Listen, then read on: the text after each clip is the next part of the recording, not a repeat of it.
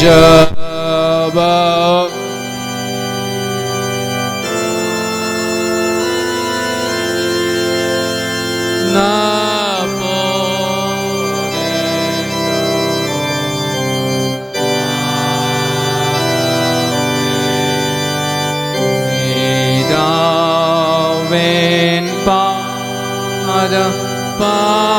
பணிவே ஏனாசையாவும் சொல்லுவே ஏனோவே லைத்தேற்றினார் ஏனாத்மபாரம்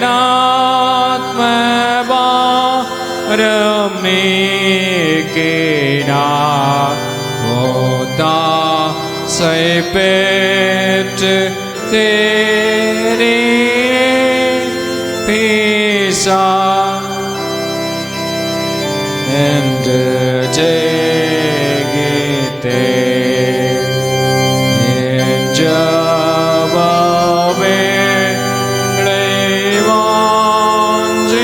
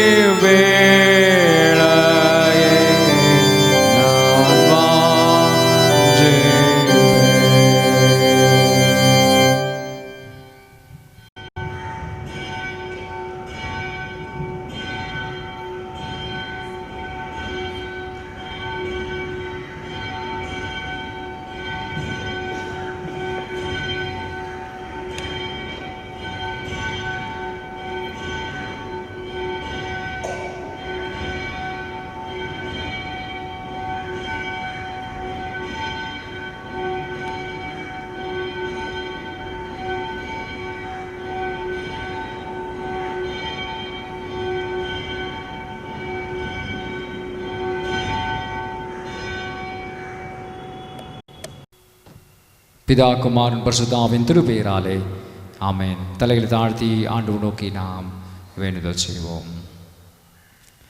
மகா இரக்கமும் கிருபையும் நிறைந்த எங்கள் நல்ல ஆண்டவரே, எங்களை உருவாக்கினவரே, இம்மட்டுமாக்க எங்கள் வாழ்விலே ஆண்டவரே நன்மையும் கிருபையும் தருகின்ற நல்ல தேவனே, உம்மை ஸ்தோத்திரிக்கிறோம், துதிக்கிறோம் ஆண்டவரே.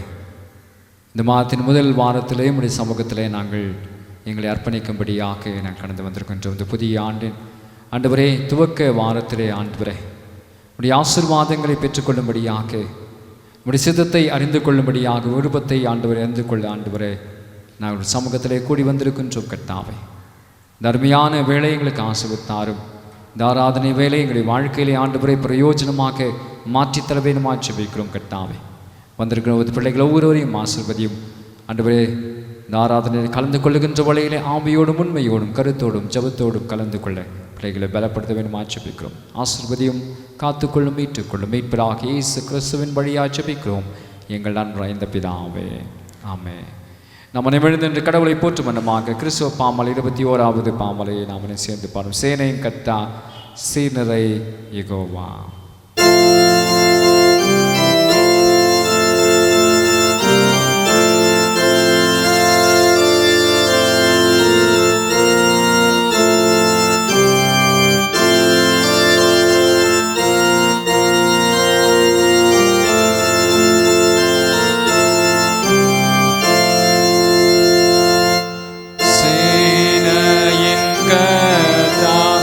சீர்நிறை யெகோவா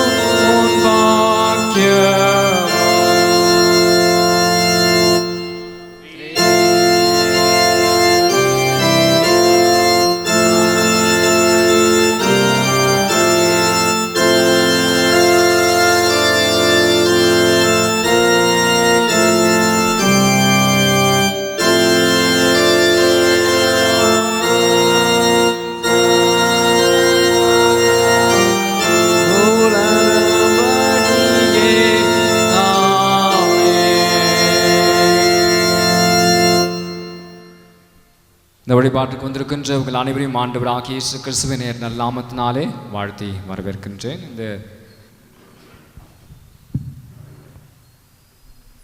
இந்த ஆராதனையாக நாம் திருவிருந்து ஆராதனை முறையை பின்பற்றுவோம், ஜெபம் செய்வோம். இறை வழிபாட்டினுடைய பக்கம் 19வது பக்கம். எல்லா இருதயங்களையும் எல்லா விருப்பங்களையும் எல்லா ரகசியங்களும் வந்திருக்கிற சர்வவல்லமை கடவுளே, நாங்கள் தேவனிடத்தில் பரிபூர்ணமாய் அன்பு கூறவும் உமது பரிசுத்த நாமத்தை உத்தமமாய் மகிமைப்படுத்தவும் உமது பரிசுத்த ஆவியின் ஏவுதலால் எங்கள் இதயத்தின் சிந்தனைகள் சுத்தம் பண்ணியுள்ள எங்கள் கர்த்தராகிய கிறிஸ்துவின் மூலமாய் வேண்டிக் கொள்ளுகிறோம். ஆமென். சேர்ந்து சொல்லுவோம். உனக்கு தேவனுக்கு மகிமையும் பூமியிலே சமாதானம் மனிதர்கள் பிரியம் உண்டாவதாக. கர்த்தராகிய பராபரனே, பரமராஜாவே, சர்வத்துக்கும் உள்ள பிதாவாகிய தேவனே, உம்மை துதிக்கிறோம், உம்மை புகழுகிறோம், உம்மை வணங்குகிறோம், உம்மை மகிமைப்படுத்துகிறோம், உம்மை சிறந்த மகிழ்ச்சிக்கு ஸ்தோத்திரம் செலுத்துகிறோம். கர்த்தராகிய பெருமானாகிய இயேசு கிறிஸ்துவே, கர்த்தராகிய பராபரனே, பிதாவின் சுதனே, உலகத்தின் பாவத்தை சுமந்த வாட்டுக்குட்டியே, எங்களுக்கு இரங்கும். உலகத்தின் பாவத்தை சுமந்திருக்கிறவரே, எங்கள் ஜெபத்தை ஏற்றுக்கொள்ளும். தேவனால் பிதான் வலபாசிட்டிருக்கிறவரே, எங்களுக்கு இரங்கும்.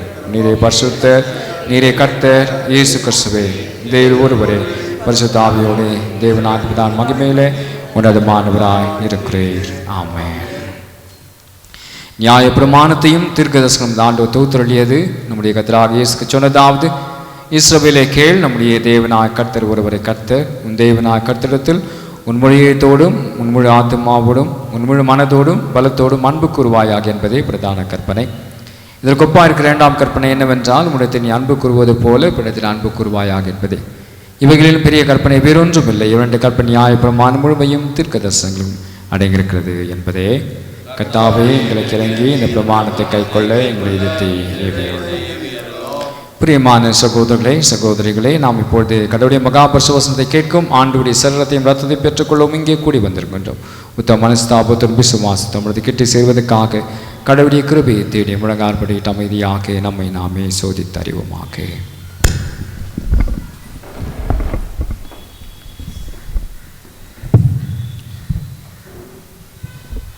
நம்முடைய பாவங்களை மற்ற மொழியத்தோடு உண்மையாய் மனஸ்தாப்பட்டு விடுதல் அன்பும் சிநேகமாக இருந்து இனி கடவுளுடைய கற்பனை கை கொண்டு புதியதாக்கப்பட்டுள்ளாய்.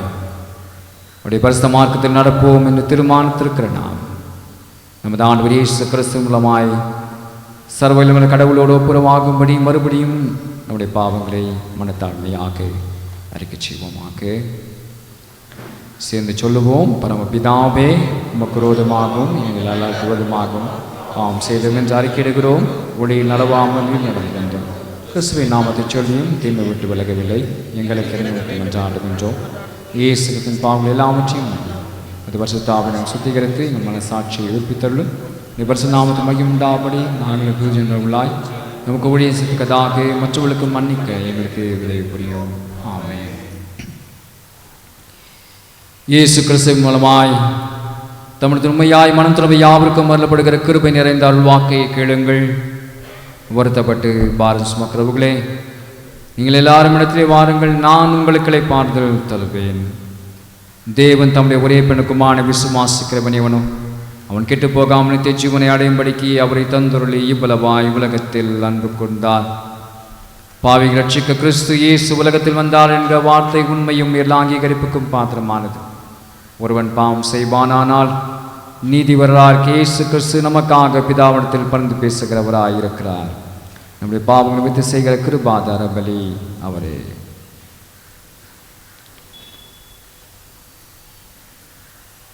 நம்முடைய பரமபிதாவாகிய சர்வ கடவுள் உத்தம மனஸ்தாபத்துடன் உண்மையான விசுவாசத்தோடு தமிழத்துக்கு மனம் திரும்பி தங்கள் சகோதர சகோதரி குற்றங்களை மன்னிக்கிற யாவருக்கும் பாவமணி பரிச்சயம் மிகுந்த இறக்கமாய் வாக்குத்தத்தம் செய்திருக்கிறார்.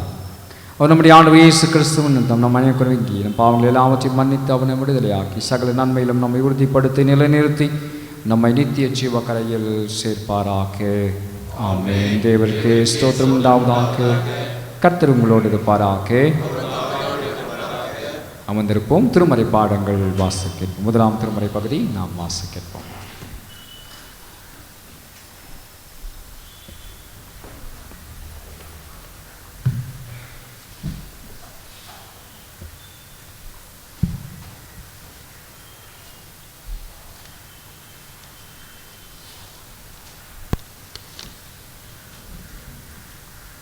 வாசிக்க வேண்டிய முதலாவது வேத பாடம் ஏசாயா தீர்க்கதரிசியின் புத்தகம் 61வது அதிகாரம் வசனங்கள் 1 துவக்கி 11 முடிய.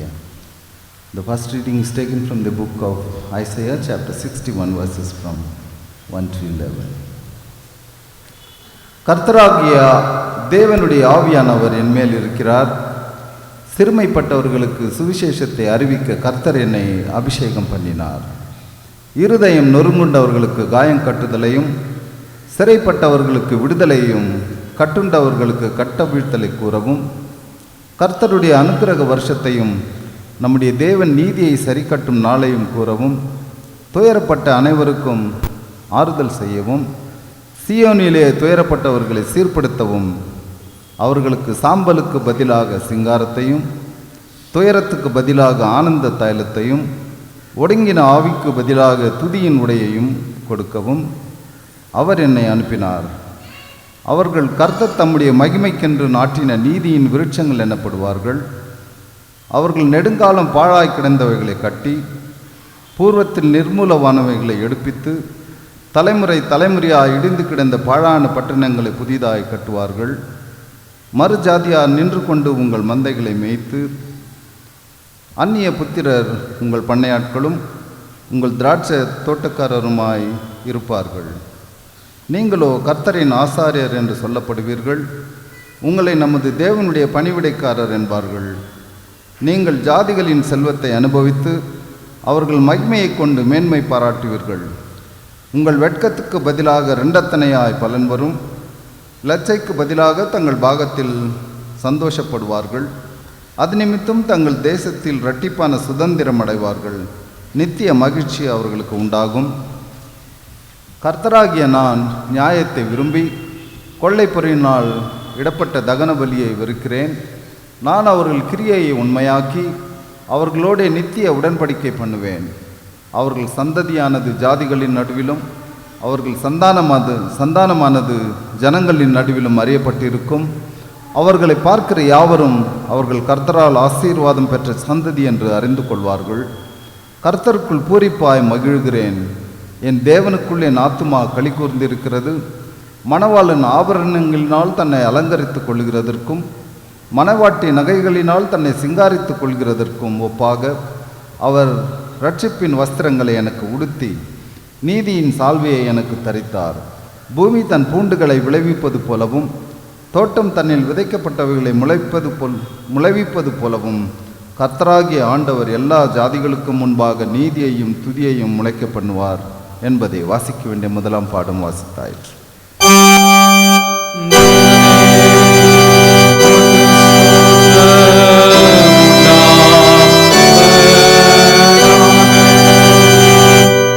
இரண்டாம் திருமறை பகுதியை நாம் வாசிக்க கேட்போம். Book of Revelation chapter 2ஆம் வேத பாடம் 5ஆம் அதிகாரம் 1 முதல் 10 வசனங்கள் வாசிக்க. அன்றியும் உங்களுக்கு புறப்பட்டு எழுதப்பட்டு 7 முத்திரைகளால் முத்திரிக்கப்பட்டிருந்த ஒரு புஸ்தகத்தை சிங்காசனத்தின் மேல் வீற்றிருக்கிறவருடைய வலதுகரத்திலே கண்டேன். புஸ்தகத்தை திறக்கவும் அதன் முத்திரைகளை உடைக்கவும் பாத்திரவான் யார் என்று மிகுந்த சத்தமிட்டு கூறுகிற பலமுள்ள ஒரு தூதனையும் கண்டேன். வானத்திலாவது பூமியிலாவது பூமியின் கீழாவது ஒருவனும் அந்த புஸ்தகத்தை திறக்கவும் அதை பார்க்கவும் கூடாதிருந்தது. ஒருவனும் அந்த புஸ்தகத்தை திறந்து வாசிக்கவும் அதை பார்க்கவும் பாத்திரவானாக காணப்படாததினால் நான் மிகவும் அழுதேன். அப்பொழுது மூப்பர்களில் ஒருவன் என்னை நோக்கி, நீ அழ வேண்டாம், இதோ யூதா கோத்திரத்து சிங்கமும் தாவீதின் வேறுமானவர் புஸ்தகத்தை திறக்கவும் அதன் 7 முத்திரைகளையும் உடைக்கவும் ஜெயம் கொண்டிருக்கிறார் என்றார். அப்பொழுது இதோ அடிக்கப்பட்ட வண்ணமாய் இருக்கிற ஒரு ஆட்டுக்குட்டி சிங்காசனத்திற்கும் 4 ஜீவன்களுக்கும் மூப்பர்களுக்கும் மத்தியிலே திறக்க கண்டேன். அது 7 கொம்புகளையும் 7 கண்களையும் உடையதாய் இருந்தது. அந்த கண்கள் பூமியெங்கும் அனுப்பப்படுகிற தேவனுடைய 7 ஆவிகளே யாம். அந்த ஆட்டுக்குட்டியானவர் வந்து சிங்காசனத்தின் மேல் உட்கார்ந்தவருடைய வலது கரத்திலிருந்து புஸ்தகத்தை வாங்கினார். அந்த புஸ்தகத்தை அவர் வாங்கின போது அந்த 4 ஜீவன்களும் 24 மூப்பர்களும் தங்கள் சுரமண்டலங்களையும் பரிசுத்தவான்களுடைய ஜபங்களாகிய தூப வர்க்கத்தால் நிறைந்த கலசங்களையும் பிடித்து கொண்டு ஆட்டுக்குட்டியானவருக்கு முன்பாக வணக்கமாய் விழுந்து, தேவரீர் புஸ்தகத்தை வாங்கவும் அதன் முத்திரைகளை உடைக்கவும் பாத்திரராய் இருக்கிறீர். ஏனெனில் நீர் அடிக்கப்பட்டு சகல கோத்திரங்களிலும் பாஷைக்காரரிலும் ஜனங்களிலும் ஜாதிகளிலும் இருந்து எங்களை தேவனுக்கென்று உம்முடைய இரத்தத்தினாலே மீட்டுக்கொண்டு எங்கள் தேவனுக்கு முன்பாக எங்களை ராஜாக்களும் ஆசாரியர்களும் ஆக்கினீர். நாங்கள் பூமியிலே அரசாளுவோம் என்று புதிய பாட்டை பாடினார்கள் என்றார் என்பது இரண்டாம் வேத பாடம் வாசித்தாயிற்று.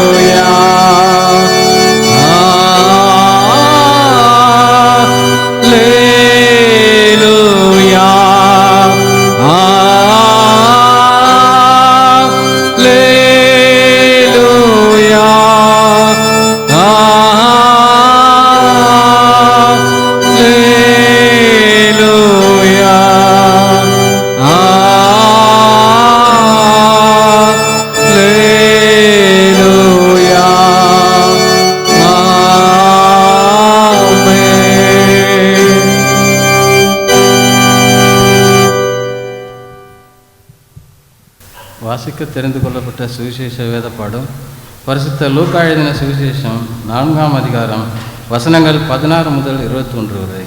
Gospel according to Saint Luke, chapter 4, verses from 16 to 21.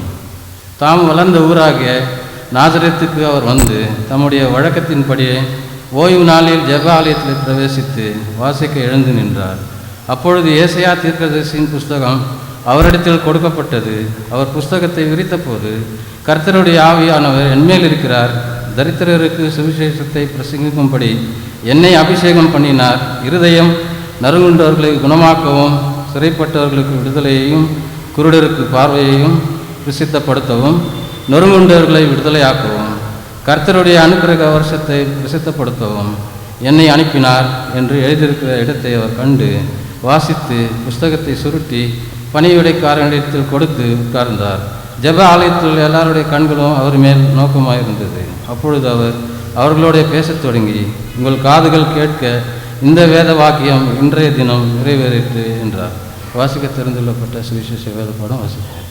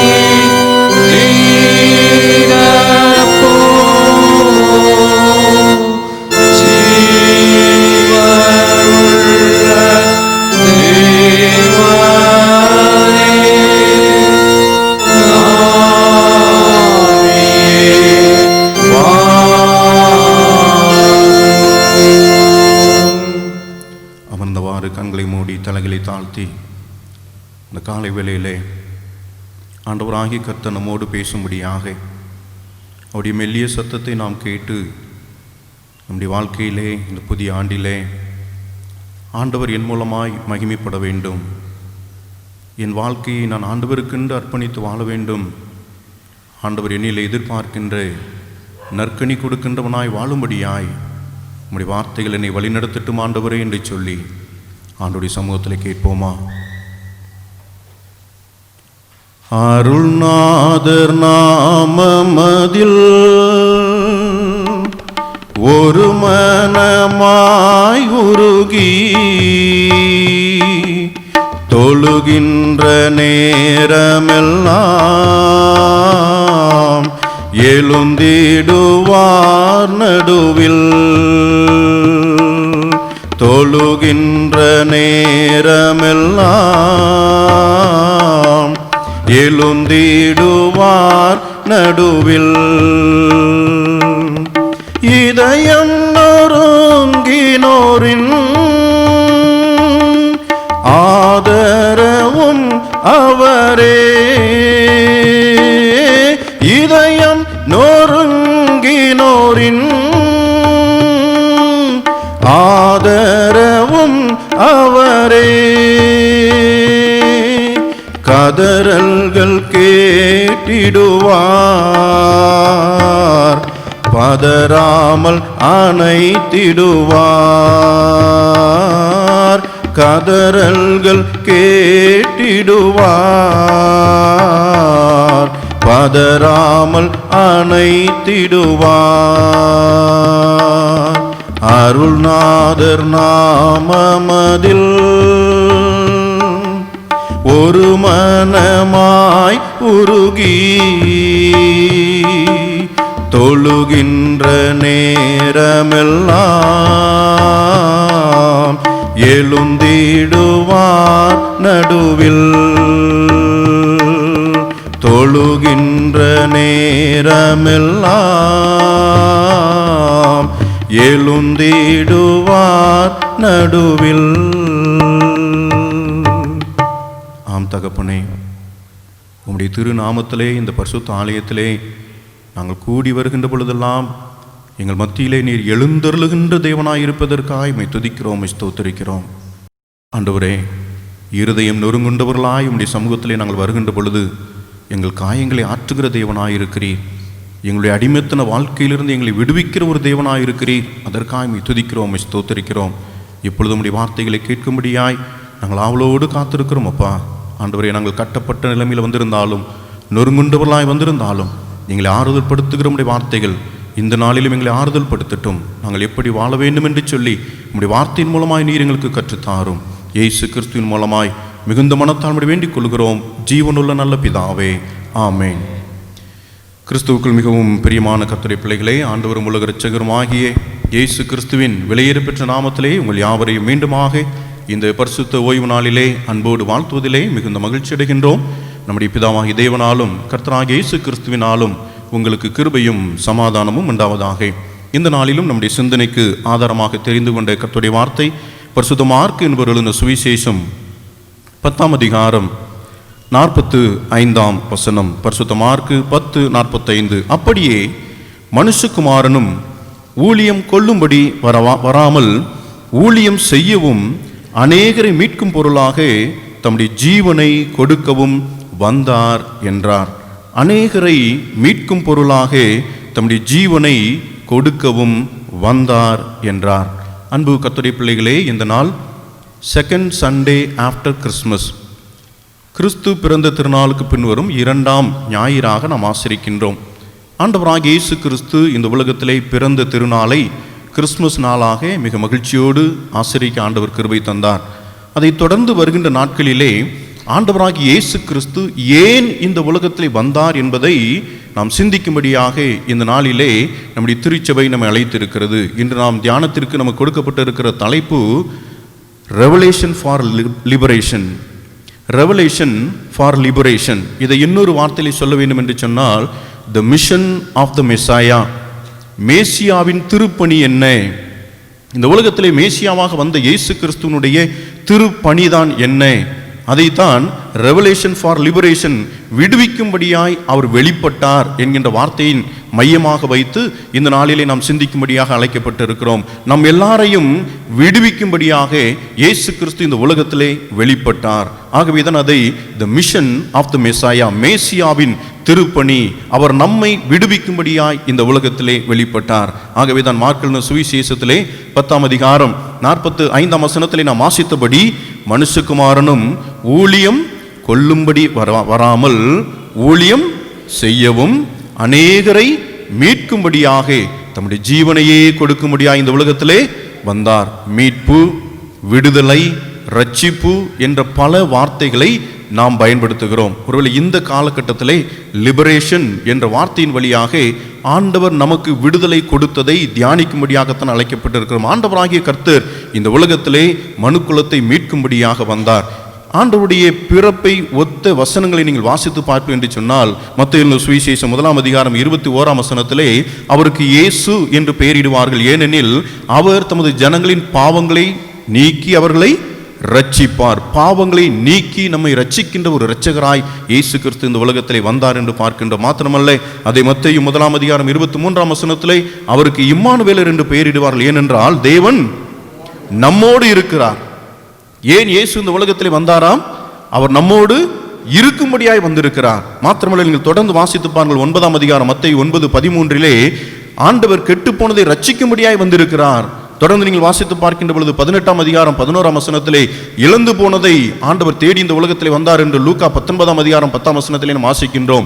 1 தீமோத்தேயு 1ஆம் அதிகாரம் 15ஆம் வசனத்திலே பாவிகளை ரட்சிக்க இயேசு கிறிஸ்து உலகத்தில் வந்தார் என்று வேதம் சொல்லுகிறது. பாவிகளை ரட்சிக்கும்படியாய் வந்தார் என்று வேதத்திலே வாசிக்கிறோம். யோவான் சுவிசேஷத்திலே 12ஆம் அதிகாரம் 47ஆம் வசனத்திலே நான் இந்த உலகத்தை நியாயம் தீர்க்கும்படியாக வராமல் இந்த மனுக்குலத்தை ரட்சிக்கும்படியாகவே வந்தேன் என்று சொல்லி வேதம் சொல்லுகிறது. ஆகவே கிறிஸ்துவுக்குள் பிரியமானவர்களே, ஆண்டவராய் இயேசு கிறிஸ்து இந்த உலகத்திலே வந்து நம்மை ரட்சித்துக் கொள்ளும்படியாய், மீட்டுக் கொள்ளும்படியாய், ஆவிக்குரிய வார்த்தையிலே சொல்ல வேண்டும் என்று சொன்னால் பாவங்களிலிருந்து சாபங்களிலிருந்து மீட்டுக் கொள்ளும்படியாய் இந்த உலகத்திலே வந்தார்.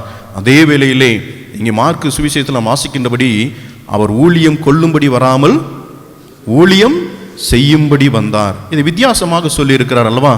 ஊழியம் கொள்ளும்படி அல்ல.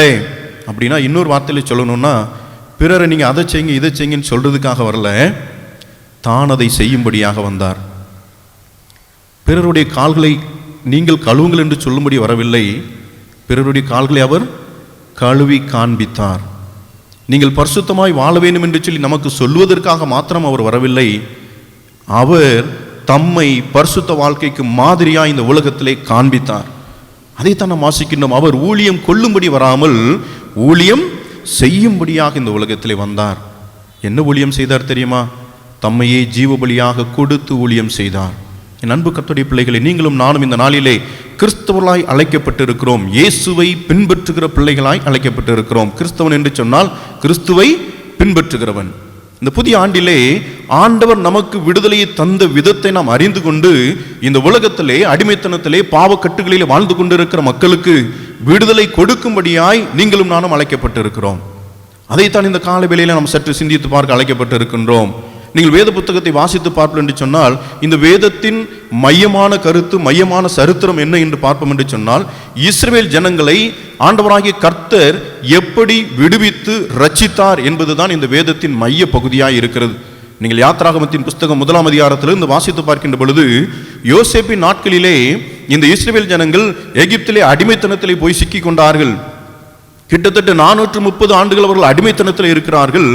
அந்த சூழ்நிலையில தானே ஆண்டவராகிய கர்த்தர் மோசே என்ற தம்முடைய பக்தனை தெரிந்து கொண்டு இந்த மக்களை விடுவிக்கும்படியாய் இந்த மோசேயை அனுப்புகின்றார். இதுதான் இஸ்ரவேலுடைய வரலாறு. இந்த மோசேயின் மூலமாக எப்படி தம்முடைய ஜனங்களுடைய வாழ்க்கையிலே கர்த்தர் இடைப்பட்டார் என்பதை தான் பழைய ஏற்பாட்டிலே நாம் சரித்திரமாய் வாசிக்கின்றோம். அந்த மக்களுக்கு ஆண்டவர் போதித்த காரியம், மோசேயோடு ஆண்டவர் இடைப்பட்ட காரியம், சீனாய் மலையிலே ஆண்டவர் இந்த மக்களை வழிநடத்தும்படியாய் மோசேக்கு கற்றுக் கொடுத்த காரியம், அதை எப்படி தம்முடைய மக்களுக்கு மோசே கற்றுக் கொடுத்து அவர்களையும் அதே பரிசுத்த வாழ்க்கையை நடத்த வேண்டும் என்று சொல்லி மோசே அவர்களுக்கு கற்றுக் கொடுத்தாரோ அதை எல்லாவற்றையும் நாம் வேதத்திலே வாசிக்கிறோம். அதை சுருக்கமாக ஸ்தேவான் தம்முடைய வாழ்க்கையிலே அப்போஸ்தலர் நடவடிக்கைகள் 7ஆம் அதிகாரத்தை நீங்கள் திருப்பி வைத்துக் கொள்ளுங்கள். அப்போஸ்தலர் 7ஆம் அதிகாரத்திலே அங்கே ஸ்தேவான் அந்த சரித்திரத்தை மிக சுருக்கமாக சொல்லுகிறார். அதை உங்களுக்காக நான் சில வசனங்களை மாத்திரம் நான் வாசிக்கின்றேன். அப்போஸ்தலர் 7ஆம் அதிகாரம் 34ஆம் வசனம் முதல் சில வாக்கியங்களை வேதாகமம் வைத்திருக்கிறவர்கள் தயவு செய்து திருப்பி வைத்துக் கொள்ளுங்கள். அப்போஸ்தலர் 7ஆம் அதிகாரம் 34ஆம் வசனம் முதல். எகிப்தில் இருக்கிற என் ஜனத்தின் உபத்திரவத்தை நான் பார்க்கவே பார்த்தேன். விடுதலை பணி என்பது என்ன? இங்க ஆண்டவர் சொல்லுகிறார், எகிப்தில் இருக்கிற என் ஜனத்தின் உபத்திரவத்தை நான் பார்க்கிறேன். விடுதலை பணி, உபத்திரவத்தை பார்க்கிற பணி. நம்முடைய ஆண்டவர் இந்த காலை வேளையில் ஒவ்வொருவருடைய உபத்திரவத்தையும் பார்த்து கொண்டிருக்கிறார். மறந்து போகாதிருங்கள், இந்த உலகத்தில் என்னென்ன உபத்திரவம் நடந்து கொண்டிருக்கிறது என்பதை நம்முடைய ஆண்டவர் பார்த்து கொண்டிருக்கிறார். அந்த நாளிலே எகிப்திலே அடிமைத்தனத்தில் இருந்த இந்த இஸ்ரவேல் ஜனங்களுடைய உபத்திரவத்தை கர்த்தர் பார்த்தார். பல நேரங்களில் நம்ம நினைக்கிறோம், ஐயா என் உபத்திரவம் கடவுளுக்கு எப்படி தெரியும், நான் இவ்வளவு கஷ்டப்படுறேன்னு சொல்லி கடவுளுக்கு எப்படி தெரியும்? இல்லை பிரியமானவர்களே, நாம் எந்த நிலையிலே எப்படிப்பட்ட உபத்திரவத்தை கடந்து வந்து கொண்டிருக்கிறோம் என்பதை நம்முடைய ஆண்டவர் வேதம் சொல்லுகிறது பார்த்து கொண்டிருக்கிறார். நம்முடைய கர்த்தர் நம்மை பார்க்கிற கர்த்தர். நம்மை விடுவிக்கும்படியா இந்த உலகத்திலே வந்த கர்த்தர் நம்மை பார்த்து கொண்டிருக்கிறார். தொடர்ந்து அந்த வசனத்தை பாருங்கள். உபத்திரவத்தை நான் பார்க்கவே பார்த்து அவர்கள் பெருமூச்சை கேட்டு. கேட்கிற கர்த்தர், பார்க்கிறவர் மாத்திரமல்ல, நம்ம என்ன பெருமூச்சு விடுறோம். ஆங்கிலத்திலே groaning என்ற வார்த்தை பயன்படுத்தப்பட்டு இருக்கிறது. groan அப்படின்னா நம்முடைய வாழ்க்கையில் இருக்கிற பெருமூச்சு தாங்க முடியாமல், உபத்திரவத்தை தாங்க முடியாமல், ஆண்டவரே ஏன் எனக்கு இந்த வேதனை, ஏன் இத்தனை பாடுகள், என்னால் இந்த உலகத்திலே போராடி ஜெயிக்க முடியவில்லை என்று சொல்லி கலக்கத்தோடு வேதனையோடு பாடுகளோடு இருக்கின்ற ஒரு பெருமூச்சு. அதை ஆண்டவர் என்ன செய்கிறாரா? கேட்கிறார். கேட்கிறவர் மாத்திரமல்ல, பாருங்கள், அவர்களை விடுவிக்கும்படி இறங்கினேன். ஆண்டவர் பார்த்துட்டு கேட்டுட்டு அப்படியே அவர் பரலோகத்தில் இருக்கிறவர் மாத்திரமல்ல, இந்த உலகத்திலே நம்மோடு இறங்கி வந்து மனிதரில் மனிதனாக நம்முடைய உபத்திரவத்திலே பங்கு பெறுகிற ஒரு கடவுளாய் இருக்கிறார். ஹல்லேலூயா, ஹல்லேலூயா. ஆண்டவர் இந்த நாளிலே இறங்கி வந்தார் என்பதைத்தான் கிறிஸ்துமஸ் பண்டிகையாக கொண்டாடினோம். என் மத்தியிலே வாழும்படியாக என் தேவாதி தேவன் இந்த உலகத்திலே மனிதனாய் அவர் இறங்கி வந்தார் என்பதைத்தான் கிறிஸ்து பிறப்பின் நாட்களாக நாம் ஆசரித்தோம். ஏன் இறங்கி வந்தார்? விடுவிக்கும்படியாய் இறங்கி வந்தார். விடுவிக்கும்படியாய் இறங்கி வந்தார். தொடர்ந்து நீங்கள் பார்ப்பீர்கள் என்று சொன்னால், ஆகையால் நீ வா, நான் உன்னை எகிப்திற்கு அனுப்புவேன். மோசேயை ஆண்டவர் அழைக்கிறார். மோசேயை அழைப்பதற்கு முன்பதாகவே ஆண்டவர் பார்த்து கேட்டு இறங்கி வந்து இப்பொழுது மோசேயோடு பயணம் செய்கிற ஒரு ஆண்டவர். மாத்திரமல்ல, அங்கே சொல்லுகிறார், இந்த மோசையை தெரிந்து கொண்டு அந்த மக்கள் மத்தியிலே அனுப்புகின்ற பொழுது அந்த மக்கள் என்ன செய்கிறார்கள்?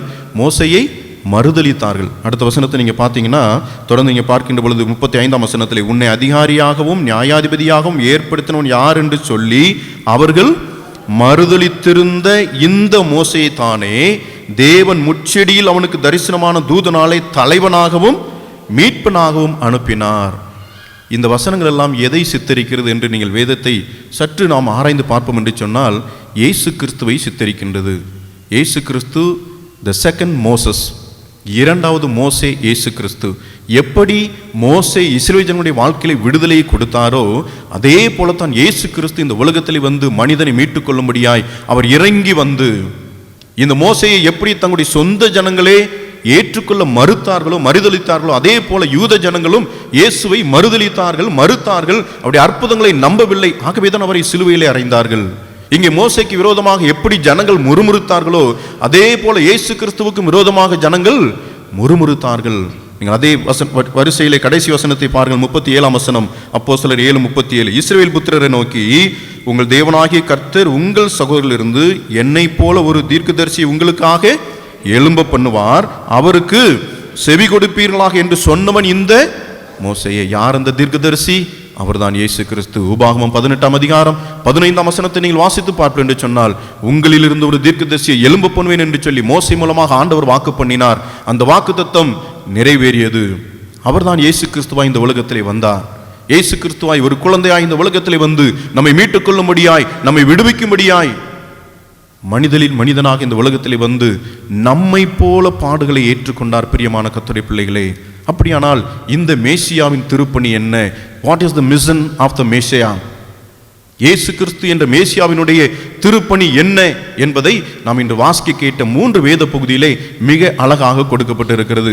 3 காரியங்களை சுருக்கமாக உங்கள் மத்தியிலே நான் பகிர்ந்து கொள்ள விரும்புகிறேன். முதலாவது, the mystery of his mission.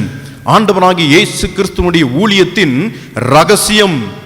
ஆண்டவராகிய இயேசு கிறிஸ்து இந்த உலகத்தில் ஒரு மோசேயை போல இந்த உலகத்தில் இருக்கிற மக்களை எல்லாம் மீட்கும்படியாய், பாவங்களிலிருந்து சாபங்களிலிருந்து மீட்கும்படியாய் இந்த உலகத்தில் வந்தாரே, அந்த இயேசு கிறிஸ்துவினுடைய ஊழியத்தின் ரகசியம் என்ன?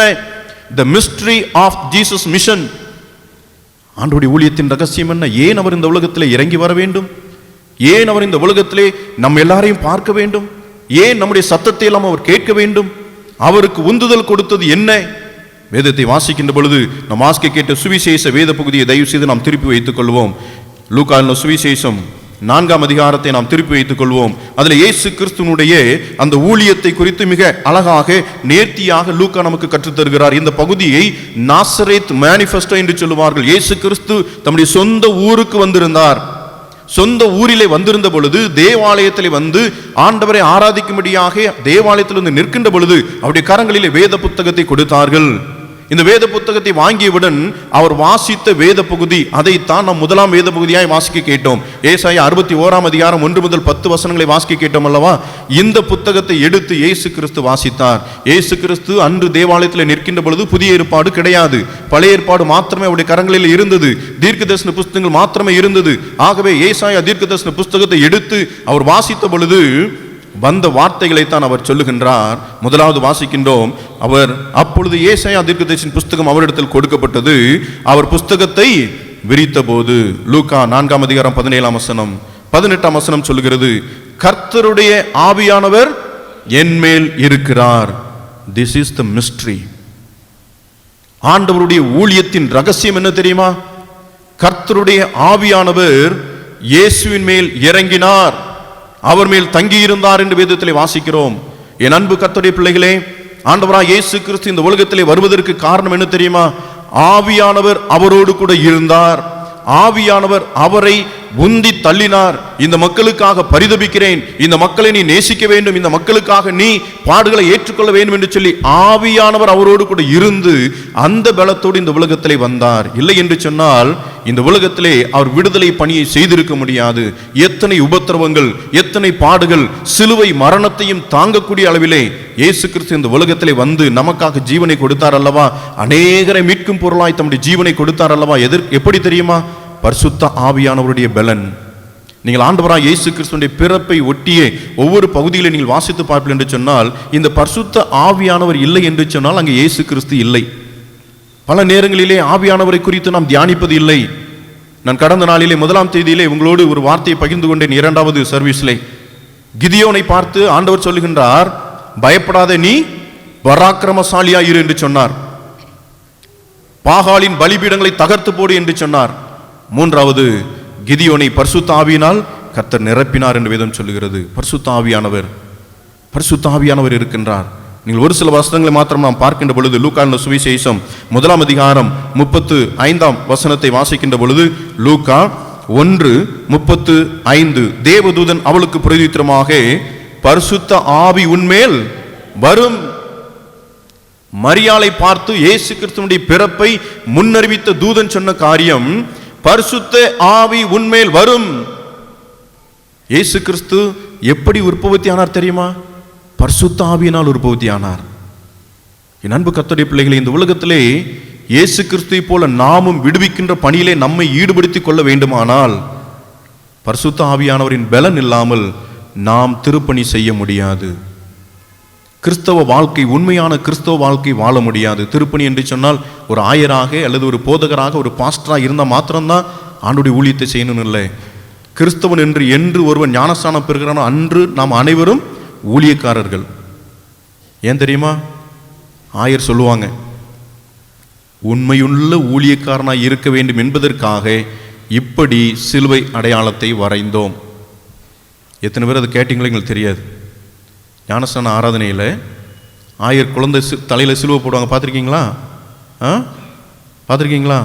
பாவத்துக்கும் பிசாசுக்கும் விரோதமாய் போர் செய்து கிறிஸ்துவின் உண்மையுள்ள சேவகியாக, ஊழியக்காரனாக, ஊழியக்காரியாக இருக்க வேண்டும் என்பதற்காக இப்படி சிலுவை அடையாளத்தை வரைந்தோம். ஆராதனை முறைமையில், நம்முடைய ஆராதனை முறைமையில் எதுவுமே சும்மா எழுதி வைக்கல, பொருளோடு எழுதி வைத்திருக்கிறாங்க. என்று ஞானஸ்நானம் பெறுகிறோம் அன்றே நாம் அனைவரும் யார்? ஊழியர்கள். நம்ம வாழ்கிற இடத்துல நீங்கள் தான் ஊழியர்கள். உங்கள் வீட்டில் நீங்கள் தான் ஊழியர்கள். ஒரு தகப்பன் என்று சொன்னால் தகப்பன் தான் அந்த வீட்டிற்கு பாஸ்டர். இங்கே பரிசுத்த ஆவியானவர் இயேசு கிறிஸ்துவினுடைய பிறப்பிலே வெளிப்பட்டார். ஒருவேளை நம்முடைய குடும்பத்திலே பரிசுத்த ஆவியானவரின் அனுக்கிரகம் இல்லை என்று சொன்னால் நம்முடைய வாழ்க்கை தோல்வியின் வாழ்க்கையாகத்தான் இருக்கும். இங்கே இயேசு கிறிஸ்து தம்முடைய ஊழியத்தின் ஆரம்பத்திலேயே வேதம் சொல்லுகிறது, கர்த்தருடைய ஆவியானவர் அவர் மேல் தங்கி இருந்தார். அவர் பிறப்பிலே மரியாளை பார்த்து அங்கே தேவதூதன் சொல்லுகிறார், உன்னிடத்தில் உற்பத்தி ஆகுவது பரிசுத்த ஆவியானவர். நீங்கள் தொடர்ந்து வாசித்து பாருங்கள். லூக்கான சுவிசேஷம் 1 அதிகாரம் 41 வசனத்திலே, எலிசபெத்து மரியாளுடைய வாழ்த்துதலை கேட்டபொழுது அவருடைய வயிற்றிலிருந்த பிள்ளை துள்ளிற்று. எலிசபெத்து பரிசுத்த ஆவியினால் நிரப்பப்பட்டாள். தொடர்ந்து பாருங்கள். மத்தேயு சுவிசேஷம் 1 அதிகாரம் 20 வசனத்திலே, மத்தேயு 1:20, அவன் இப்படி சிந்தித்துக் கொண்டிருக்கையில் கர்த்தருடைய தூதன் சொப்பனத்தில் அவனுக்கு காணப்பட்டு, தாவீதின் குமாரனாகிய யோசேப்பே, உன் மனைவியாகிய மரியாளை சேர்த்துக் கொள்ள ஐயப்படாதே, அவளிடத்தில் உற்பத்தியாயிருக்கிறது பரிசுத்த ஆவியினால் உண்டானது. அப்ப இயேசு கிறிஸ்து உருவாக்கப்பட்டது எதனாலதான்? பரிசுத்த ஆவியானவரால். வேதம் சொல்லுகிறது அந்த பரிசுத்த ஆவியானவர் இயேசுவின் மேல் தங்கி இருந்தார். ஆகவேதான் அவருடைய ஊழியம், விடுதலை பணி, மக்களை விடுவிக்கும் பணி அவர் ஈடுபட முடிந்தது. என் அன்பு கர்த்தருடைய பிள்ளைகளே, ஆண்டவராக இயேசு கிறிஸ்துவின் ஊழியத்தின் ரகசியம் அவர் பரிசுத்த ஆவியினால் நிரப்பப்பட்டிருந்தார். இயேசு கிறிஸ்து ஞானஸ்நானம் பெற்று கரையேறின பொழுது பரிசுத்த ஆவியானவர் புறாவை போல இறங்கினார். ஊழியத்தை துவங்குவதற்கு முன்பதாக இயேசு கிறிஸ்து ஞானஸ்நானம் பெற்ற பொழுதே பரிசுத்த ஆவியானவரின் வரத்தை பெற்றுக்கொண்டார். இந்த காலை வேளையிலே இந்த உலகத்திலே நம்மை மீட்டு ரட்சித்த இயேசு கிறிஸ்துவை போல நீங்களும் நானும் வாழ அழைக்கப்பட்டிருக்கிறோம். முதலாவது நாம் பெற்றுக்கொள்ள வேண்டிய காரியம் பரிசுத்த ஆவியானவரின் பலன். இயேசு கிறிஸ்துவினுடைய வாழ்க்கையின் ரகசியம் அவர் பரிசுத்த ஆவியினாலே நிரப்பப்பட்டிருந்தார். நீங்கள் வாசித்து பார்க்கின்ற பொழுது லூக்கா 4 அதிகாரத்திலே நீங்கள் வாசித்து பார்ப்பீர்கள் சொன்னால், இயேசு கிறிஸ்து பரிசுத்த ஆவியானவரால் வழிநடத்தப்பட்டார். பரிசுத்த ஆவியானவரால் வழிநடத்தப்பட்டார், சோதிக்கப்பட்டார் என்று நீங்கள் ஒவ்வொரு இடத்திலும் பரிசுத்த ஆவியானவரை மேற்கோள் காட்டுவதை வேதத்திலே நீங்கள் வாசிக்க முடியும். ஆகவே இந்த காலை வேளையிலே, இந்த புதிய ஆண்டின் முதல் ஓய்வு நாளிலே வந்திருக்கிறோம். நம்முடைய ஜெபம், ஆண்டவரே என்னை பரிசுத்த ஆவியானவரால் நிரப்பும், என்னை பலப்படுத்தும். ஆண்டவருடைய பரிசுத்த ஆவியானவரின் துணை இல்லாமல் நாம் சுயமாய் ஒன்றுமே செய்ய முடியாது. ஆவியானவர் என்னை நிரப்ப வேண்டும்.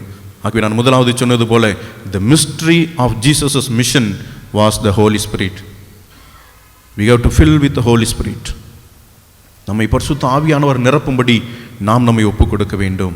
இரண்டாவது, இதை லூக்கான சுவிசேஷம் 4 அதிகாரம் நீங்கள் 18 வசனத்தை நீங்கள் வாசிக்கின்றபடி இரண்டாவது காரியம் சொல்லப்பட்டு இருக்கிறது, the majesty of Jesus' mission.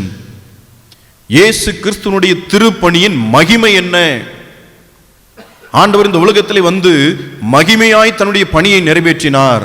அவருடைய பணியின் மகிமை என்ன என்று நீங்கள் வேதத்தில் வாசித்து பார்க்கின்ற பொழுது அங்கே சொல்லப்பட்டு இருக்கிறது, கர்த்தருடைய ஆவியானவர் என்மேல் இருக்கிறார். அதை தொடர்ந்து வாசிக்கின்ற பொழுது, தரித்திரருக்கு சுவிசேஷத்தை பிரசங்கிக்கும்படி என்னை அபிஷேகம் பண்ணினார். யாருக்கு ஊழியம் தேவை? யாருக்கு நாம் போதனை செய்கிறோம்? யாருக்கு திருப்பணி அவசியம்? யாருக்கு நாம் ஊழியம் செய்ய போகிறோம்? இந்த உலகத்திலே பணம் படைத்தவர்களுக்கும் வசதி படைத்தவர்களுக்கும் எல்லாம் இருப்பவர்களுக்கும் பணி செய்வதற்கும் ஊழியம் செய்வதற்கும் 1000 பேர் ஆயத்தமாக இருக்கிறார்கள். அப்படித்தானே? அப்படித்தானே? இல்லைன்னு சொல்ல முடியுமா? முடியாது.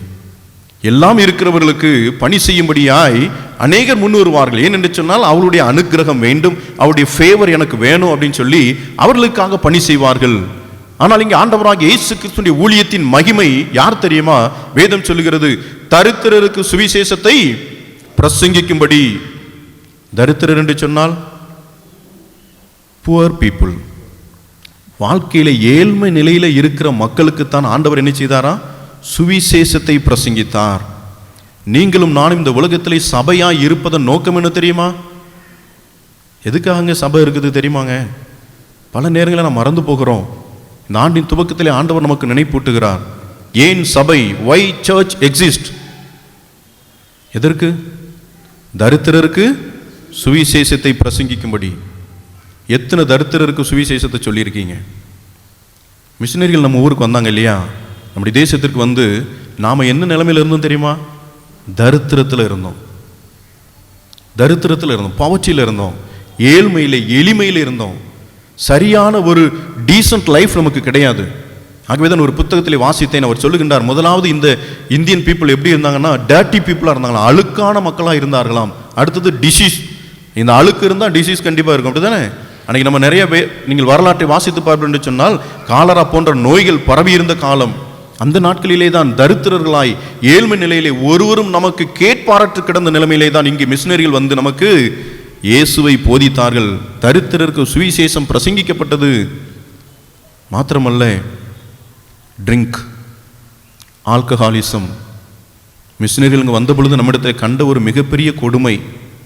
ஆனால் அந்த பரிதாபம் இன்றும் கிறிஸ்தவர்களுடைய நிலைமை அப்படியே இருக்கிறதே, வேதனை. மாத்திரமல்ல, டெப்ட், கடன் பிரச்சனையில் நம்ம மக்கள் ரொம்ப நொந்து போயிருந்தாங்கங்க. காலமாக அடிமைத்தனத்திலே ஒரு 1000 ரூபாய் கடன் வாங்கிட்டு அதுக்கு 100 ரூபாய் வட்டி கட்டுவாங்க. எத்தனை வருஷம் கட்டுவாங்க தெரியுமா? 10 வருஷம் 20 வருஷம். வாங்கின அமௌண்ட் எவ்வளோ? 1000 ரூபா தான். அந்த 1000 ரூபாய்க்கு வட்டி மட்டும் தான் அவங்களுக்கு கட்ட முடியும், முழு தொகை கொடுக்கறதுக்கு அவங்களுக்கு முடியல. காலமாய் அவர்களை அடிமைத்தனத்தில் வைத்திருந்தார்கள். இந்த அடிமைத்தனத்தில் எல்லாவற்றிலும் இருந்து தரித்திரருக்கு சுவிசேஷம் பிரசங்கிக்கும்படியாகத்தானே மிஷினரிகள் வந்தார்கள். இயேசு கிறிஸ்து அதைத்தானே செய்தார். தரித்திரருக்கு சுவிசேஷம் பிரசங்கிக்கப்பட்டது. தொடர்ந்து வாசிக்கின்ற பொழுது, இருதயம் நறுங்குண்டவர்களை குணமாக்க. இந்த காலை வேளையிலே ஒருவேளை நம்முடைய இருதயம் நறுங்குண்டவர்களாய், எனக்கு கேட்பதற்கு யாரும் இல்லை ஆண்டவரே, இந்த புதிய ஆண்டிலே எனக்கு உதவி செய்ய ஒருவரும் இல்லை என்று சொல்லி வந்திருக்கிறீர்களா? உங்களுக்காகத்தான் ஆண்டவர் இந்த உலகத்தில் இருக்கிறார். ஹல்லேலூயா, ஹல்லேலூயா. ஒருவேளை மனிதன் நம்முடைய கேட்கணும் அவசியம் இல்லைங்க. மனிதன் பல நேரங்களில் விசாரிக்க மறந்து போகான். ஒருவேளை மனிதன் பல நேரத்தில் விசாரிப்பதற்கு தவறி போகிறான். ஆனால் நம்மை விசாரிக்கிற ஒரு ஆண்டவர் இருக்கிறார். இருதயம் நறுங்குண்டவர்களை. லூக்கான சுவிசேஷம் 7ஆம் அதிகாரம் 11ஆம் வசனம் முதல் வசனங்களை நீங்கள் வாசித்து பாருங்கள். நாயின் என்ற ஊரிலே ஒரு விதவை, ஒரே ஒரு மகன் இருந்தான். வாலிபன் மரித்து போனான். அடக்கம் செய்வதற்காக தூக்கி கொண்டு போகிறார்கள். கண்ணீரோடு வேதனையோடு இருதயம் நொறுங்குண்ட நிலையிலே ஒரு விதவை தாயானவள், இனிமேல் எனக்கு வாழ்வு இல்லை, எனக்கு வாழ்வு கொடுப்பதற்கு ஒரே மகன் இருந்தான், அவன் தான் எனக்கு உணவு கொடுத்தான், இப்பொழுது அவனும் இல்லை என்று சொல்லி இருதயம் நொறுங்கினவளாய் கண்ணீரோடு நடந்து கொண்டிருந்தாள். வேதம் சொல்லுகிறது, இயேசு அவளை பார்த்து அவளின் மனதுருகி, மகளே அழாதே என்று சொன்னாள். இதுதான் திருப்பணி. இதுதான் ஆண்டவராகிய இயேசு கிறிஸ்துவின் திருப்பணியின் மகிமை. எத்தனை பெண்களுடைய கண்களை இன்று நாம் துடைத்துக் கொண்டிருக்கிறோம். எத்தனை விதவைகள் நம்முடைய கண்களுக்கு முன்பதாக ஒவ்வொரு நாளும் அழுது கொண்டிருக்கிறார்கள். என்றாவது அவர்களுக்கு உதவி செய்திருக்கிறோமா? அதுதான் சுவிசேஷம். அதை செய்யும்படியாகத்தான், அதுதான் விடுதலை பணி. அதை செய்யும்படியாகத்தான் ஆண்டவர் நம்மை அழைத்திருக்கிறார் கிறிஸ்தவர்களாக. வருடந்தோறும் கிறிஸ்துமஸ் நாட்களிலே நான் முன்னால் இருக்கின்ற பொழுது 400 விதவைகளுக்கு சேரி எடுத்து கொடுப்பார்கள் சபை சார்பாக. நான் முன்னாடி இருந்த சபையில் 400 விதவைகளுக்கு சேலை எடுத்து கொடுத்து அவங்க கையில் 500 ரூபா கொடுத்து, பண்டிகை நாளில் என்ன செய்யுங்க, சந்தோஷமா இருங்க, செய்யணுங்க, நம்ம வீட்டு பக்கத்தில் இருக்கவங்களுக்கு செய்யுங்க. நறுங்குண்ட இருதயம் உள்ளவர்கள். விதவை பார்த்த ஆண்டவர் மனதுருகினார். நமக்கு மனதுருக்கம் இருக்குதா? இன்னைக்கு இந்த கம்பேஷன் என்ற குணம் மாறி போனதே. கண்களுக்கு முன்பாக எத்தனை கொடுமை நடந்தாலும் என்னை பாதித்து விடுவோம் என்று சொல்லி விலகி ஓடுகிறோமே. எப்படி நாம் உண்மை கிறிஸ்தவர்களாய் வாழ முடியும்? நொறுங்குண்டு இருதயத்தோடு இருந்த அந்த விதவையை ஆண்டவர் கண்ணோக்கி பார்த்து, மகளே அழாதே என்று சொன்னார். சொல்லிவிட்டு போகல. வாலிபனை பார்த்து சொன்னார், வாலிபனே எழுந்திரு என்று சொன்னார். அந்த பெண்ணுக்கு வாழ்க்கை கொடுத்தால், வாலிபனுக்கு வாழ்க்கை கொடுத்தாரோ இல்லையோ, அந்த விதவை பெண்ணுக்கு ஆண்டவராகிய கர்த்தர் நொறுங்குண்ட இருதயத்தை பார்த்து ஆண்டவர் வாழ்க்கை கொடுத்தார். இதுதான் ஆண்டவருடைய திருப்பணியின் மகிமை.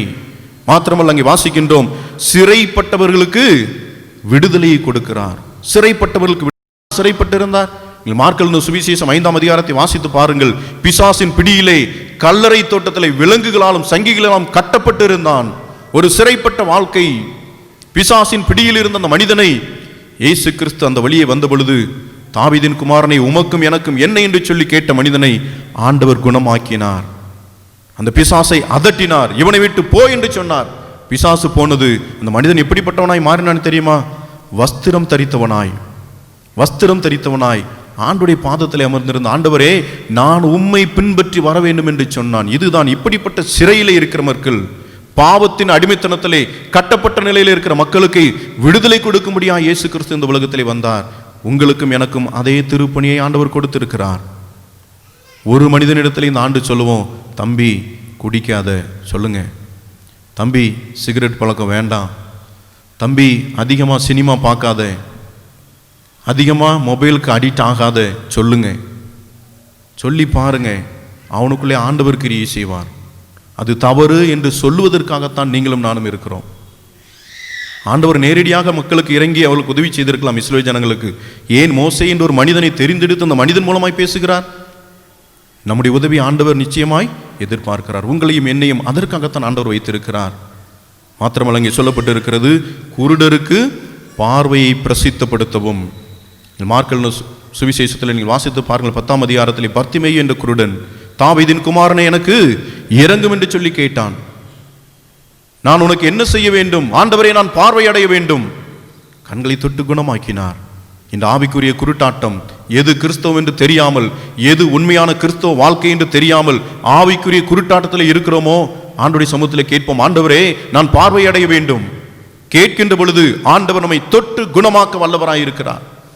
எல்லாவற்றுக்கு மேலாக இங்கே சொல்லப்பட்டு இருக்கிறது, அடுத்த வசனம் 19ஆம் வசனம், கர்த்தருடைய அனுக்கிரக வருஷத்தை பிரசித்தப்படுத்த. The year of favor என்று ஆங்கிலத்தில் சொல்லப்பட்டு இருக்கிறது. அனுக்கிரக வருஷம்னா என்ன? நீங்கள் வீட்டில் போய் வாஸ்து பாருங்க. லேவியராகமம் 25ஆம் அதிகாரம், சரியா? லேவியராகமம் 25ஆம் அதிகாரம் தான் இந்த அனுக்கிரக வருஷம். The year of jubilee, யூபிலி வருஷம் என்று சொல்லுவார்கள். 7வது ஆண்டு, அது ஓய்வின் ஆண்டு. 6 ஆண்டுகள் ஒரு அடிமை இருக்கிறான் என்று சொன்னால், இஸ்ரவேல் ஜனங்களுக்கு அடிமையாக 6 வருடம் அவர்கள் வைத்திருக்கலாம். 7வது ஆண்டு எந்த அடிமையும் அடிமையாக இருக்க முடியாது, அவர்களை விடுதலை செய்ய வேண்டும். எப்படி 6 நாள் நம்ம வேலை செய்கிற, 7வது நாள் ஓய்வு நாள். இதற்கு இணையாக இங்கே சொல்லப்பட்டிருக்கிறது. 6 ஆண்டுகள் ஒருவேளை கடன் பட்டிருந்தான்னா, 6 வருஷம் வட்டி கட்டிட்டு இருக்கான், முதல் கட்ட முடியல, 6 வருஷம் வட்டி கட்டி இருக்கிறான்னா, 7வது வருஷத்தில் வட்டியும் கடனும் ஒளிந்து போனது. அதுக்கப்புறம் வட்டியும் கட்ட வேண்டாம், முதலும் கெட்ட வேண்டாம். இதுதான் பைபிளில் சொல்லப்பட்டிருக்கு. அதுதாங்க தரித்திரருக்கு சுவிசேஷம். இன்னைக்கு சமூகத்திலே அடிமைத்தனத்திலே ஒரு கூட்ட மக்களை நாம் இன்னும் அடிமையாக வைத்துக் கொண்டிருக்கிறோம். அவருடைய வேலையின் நிமித்தமாக, அவர்கள் செய்கிற பணி நிமித்தமாய் அவர்கள் அடிமைகளாக வைத்திருக்கிறோம். என்று அவர்களை நாம் உயர்த்த போகிறோம். இயேசு கிறிஸ்து இந்த உலகத்தில் வந்து எல்லோருக்கும் சமத்துவத்தை கொடுத்தார். சமூக நீதியை நிலைநாட்டும்படியாகத்தான் இயேசு இந்த உலகத்தில் வந்தார். ஆகவே தான் அவர் செய்தார். எல்லோரும் பார்த்து கொண்டிருக்கிறார்கள், இவன் ஒருவன் பார்வை இல்லாமல் இருக்கிறான், இவனை அந்த மக்களோடு நான் சமப்படுத்த வேண்டும் என்பதற்காகவே அந்த மனிதனுக்கு பார்வையை கொடுத்து சமமாக பார்வையுள்ளவனும் பார்வை இல்லாதவனும் சமமாய் அமரும்படியாக இயேசு கிறிஸ்து அங்கே தன்னுடைய விடுதலை பணியை நிறைவேற்றினார். இந்த உலகத்திலே சமத்துவத்திற்கு நேராய் திருச்சபை வழிநடத்த வேண்டும். ஆதி திருச்சபை எப்படி இருந்தது தெரியுமா? வாசியுங்கள், அப்போஸ்தலருடைய நடபடிகள் 4ஆம் அதிகாரத்தை நீங்கள் திருப்பி வாசிக்கின்ற பொழுது, அப்போஸ்தலர் 4ஆம் அதிகாரம் 32ஆம் வசனம் முதல், விசுவாசிகளாகிய திரளான கூட்டத்தார் ஒரே இருதயமும் ஒரே மனமும் உள்ளவர்களாய் இருந்தார்கள். ஒருவனாகிலும் தனக்குள்ளவைகளில் ஒன்றையும் தன்னுடையதென்று சொல்லவில்லை. சகலமும் அவர்களுக்கு பொதுவாய் இருந்தது. There was a equality. இன்னைக்கு நமக்குள்ள சமத்துவம் இருக்கிறதா? இந்த சமத்துவ சமுதாயத்தை உருவாக்குவதற்காகத்தான் திருச்சபை இந்த ஆலயத்திற்குள்ளே வரும் பொழுது நமக்குள்ள எந்த பாகுபாடும் கிடையாது. நாம் அனைவரும் நம்முடைய பரம தகப்பனின் பிள்ளைகள். எத்தனை பேர் விசுவாசிக்கிறீங்க? ஹல்லேலூயா. நமக்குள்ள பாகுபாடு கிடையாது. நம் அனைவரும் ஆண்டவருடைய பிள்ளைகள். இதைத்தான் அன்று ஆதி திருச்சபையில் விசுவாசிகள் உணர்ந்து அனுபவித்தார்கள். ஒரு மனமாய் இருந்தார்கள். தனக்குரியதை தனக்குள்ளதென்று ஒருவனும் சொந்தம் கொண்டாடவில்லை. இன்னைக்கு நாம் அப்படித்தான் இருந்து கொண்டு இருக்கிறோம். பல நேரங்களில் எனக்குரியது எனக்கு, உனக்குரியது உனக்கு. இல்லைங்க, இல்லை பிரியமானவர்களே. நமக்கு இருப்பதை பிறரோடு பகிர்ந்து கொள்ளும்படியாகத்தான் ஆண்டவர் அழைத்திருக்கிறார். அதுதான் திருப்பணி. லாசரு ஐஸ்வர்யவான் ஓமை ஆண்டவர் சொல்லுகின்ற பொழுது என்ன சொன்னார் தெரியுமா? நீ இந்த உலகத்தில் வாழ்ந்த பொழுது சம்பிரமமாய் வாழ்ந்தாய். யாரை பார்த்து சொன்னார்? ஐஸ்வர்யவானை பார்த்து. ஆனால் இவனோ ஒன்றும் இல்லாதவனாய் இந்த உலகத்திலே கஷ்டப்பட்டான், தரித்திரன். ஆனால் இப்பொழுது இந்த தரித்திரன் தேற்றப்படுகிறான், ஆண்டவருடைய மடியில் இருக்கிறான், ஆபிரகாமின் மடியில் இருக்கிறான். நீ உலகத்தில் சம்பரமாக வாழ்ந்தல்ல, இப்போ எங்கே இருக்கிற? யோசித்து பாருங்க. ஆண்டவர் ஏன் அதை சொல்லணும்? அதுக்காக தான் சொல்லியிருக்கிறாரு. நீங்களும் நானும் நம்முடைய கண்களுக்கு முன்பதாக தரித்திரமான நிலைமையில் இருக்கிற மகனை மகளை நோக்கி பார்த்து நம்மால் இயன்றது உதவி செய்கிறோம். அதுதாங்க திருப்பணி. தரித்திரருக்கு உதவி செய்வது. சகையனுடைய வீட்டிற்கு இயேசு வந்தார். இன்றைக்கு இந்த வீட்டிற்கு ரட்சிப்பு வந்தது என்று சொன்னார். ஏன் தெரியுமா? ஏன் சொன்னார் தெரியுமா? ஆண்டவரே, நான் எவனிடத்தில் ஆகிலும் அநியாயமாய் வாங்கியிருந்தால் நாளத்தனையாய், அதுக்கு முன்னால் ஒன்று சொல்லிட்டேன், என்ன சொன்னா தெரியுமா? என் ஆஸ்தியில் பாதியை ஏழைகளுக்கு கொடுக்குறேன். அதனால தான் ஆண்டவர் சொன்னார் இன்றைக்கு இந்த வீட்டுக்கு ரட்சிப்பு வந்தது. கொடுக்காத வரைக்கும் ரட்சிப்பு இல்லை. சகையனுடைய வாழ்க்கையில், நம்முடைய வாழ்க்கையிலும் அதுதான். இவனும் ஆபிரகாமுக்கு குமாரனாய் இருக்கிறான். ஏன் ஆபிரகாமின் குமாரன் என்று சொன்னார்? விசுவாசிகளின் தகப்பன், இவன் விசுவாசத்தின் மகன். ஐயா கொடுத்துட்டா நான் என்ன செய்வேன்? ஆண்டவர் பார்த்துக்கிட்டாரு. நீங்க எங்க கவலைப்படுறீங்க? உங்களையும் என்னையும் உருவாக்கினவர் அந்த தேவாதி தேவன். அவர் ஒருபோதும் நம்மை கைவிட மாட்டார். நம்மை பார்க்கிற தேவன், நம்முடைய சத்தத்தை கேட்கிற தேவன், நமக்காக இறங்கி வந்து உதவி செய்ய அவர் எப்பொழுதும் வல்லவராய் இருக்கிறார். மறந்து போகாதிருங்கள். முதலாவது சொன்னேன், the mystery of Jesus' mission. இரண்டாவது, the majesty of Jesus' mission. என்ன தெரியுமா? concern towards poor people. ஒரு மனிதன், குஸ்டாவோ குட்ஜரத் என்று சொல்லக்கூடிய ஒரு தியாலஜியன், 1960ஆம் ஆண்டிலே அவர் இந்த பகுதியை எடுத்து லிபரேஷன் தியாலஜி என்று சொல்லி, அவர் இந்த வேத புத்தகத்தின் மையமே மக்களை விடுவிக்க வேண்டும், அடிமைத்தனத்தில் இருக்கிற மக்களை விடுவிக்க வேண்டும் என்பதை அவர் இப்படியாக சொல்லுகிறார், the preferential option to the poor. ஆண்டவர் எப்பொழுதுமே ஏழ்மை நிலையில் இருக்கிற மக்களுக்கு முன்னுரிமை கொடுத்து அவர்களை நேசிக்கிறார். அதுதான் சொல்லியிருக்கிறார், ஐஸ்வர்யவான் பரலோகராஜ்யத்தில் பிரவேசிப்பது எவ்வளவு அரிதான காரியம். ஐஸ்வர்யவான் பிரவேசிக்க முடியாதுன்னு சொல்லலை, பிரவேசிப்பது அரிதான காரியம். ஏன்னா அவன் கொடுக்க மாட்டான், சுயநலமாய் தான் வாழ்ந்து கொண்டு இருப்பான். ஆனால் தரித்திரரை ஆண்டவர் இந்த உலகத்திலே விசுவாசத்தில் ஐஸ்வர்யவான்களாய் ஏற்படுத்தி இருக்கிறார்.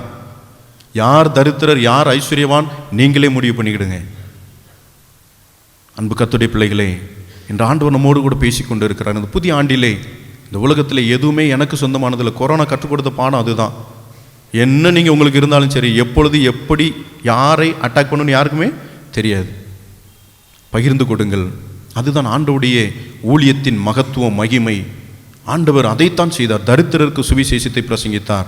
மூன்றாவதாக, the message of Jesus mission, Yesu கிறிஸ்துவனுடைய திருப்பணியின் செய்தி என்ன வேதம் சொல்லுகிறது? அதே லூக்கான சுவிசேஷம் 4ஆம் அதிகாரம் 21ஆம் வசனத்திலே, அப்பொழுது அவர்களோட பேசத் தொடங்கி, உங்கள் காதுகள் கேட்க இந்த வேத வாக்கியம் இன்றைய தினம் நிறைவேறிற்று.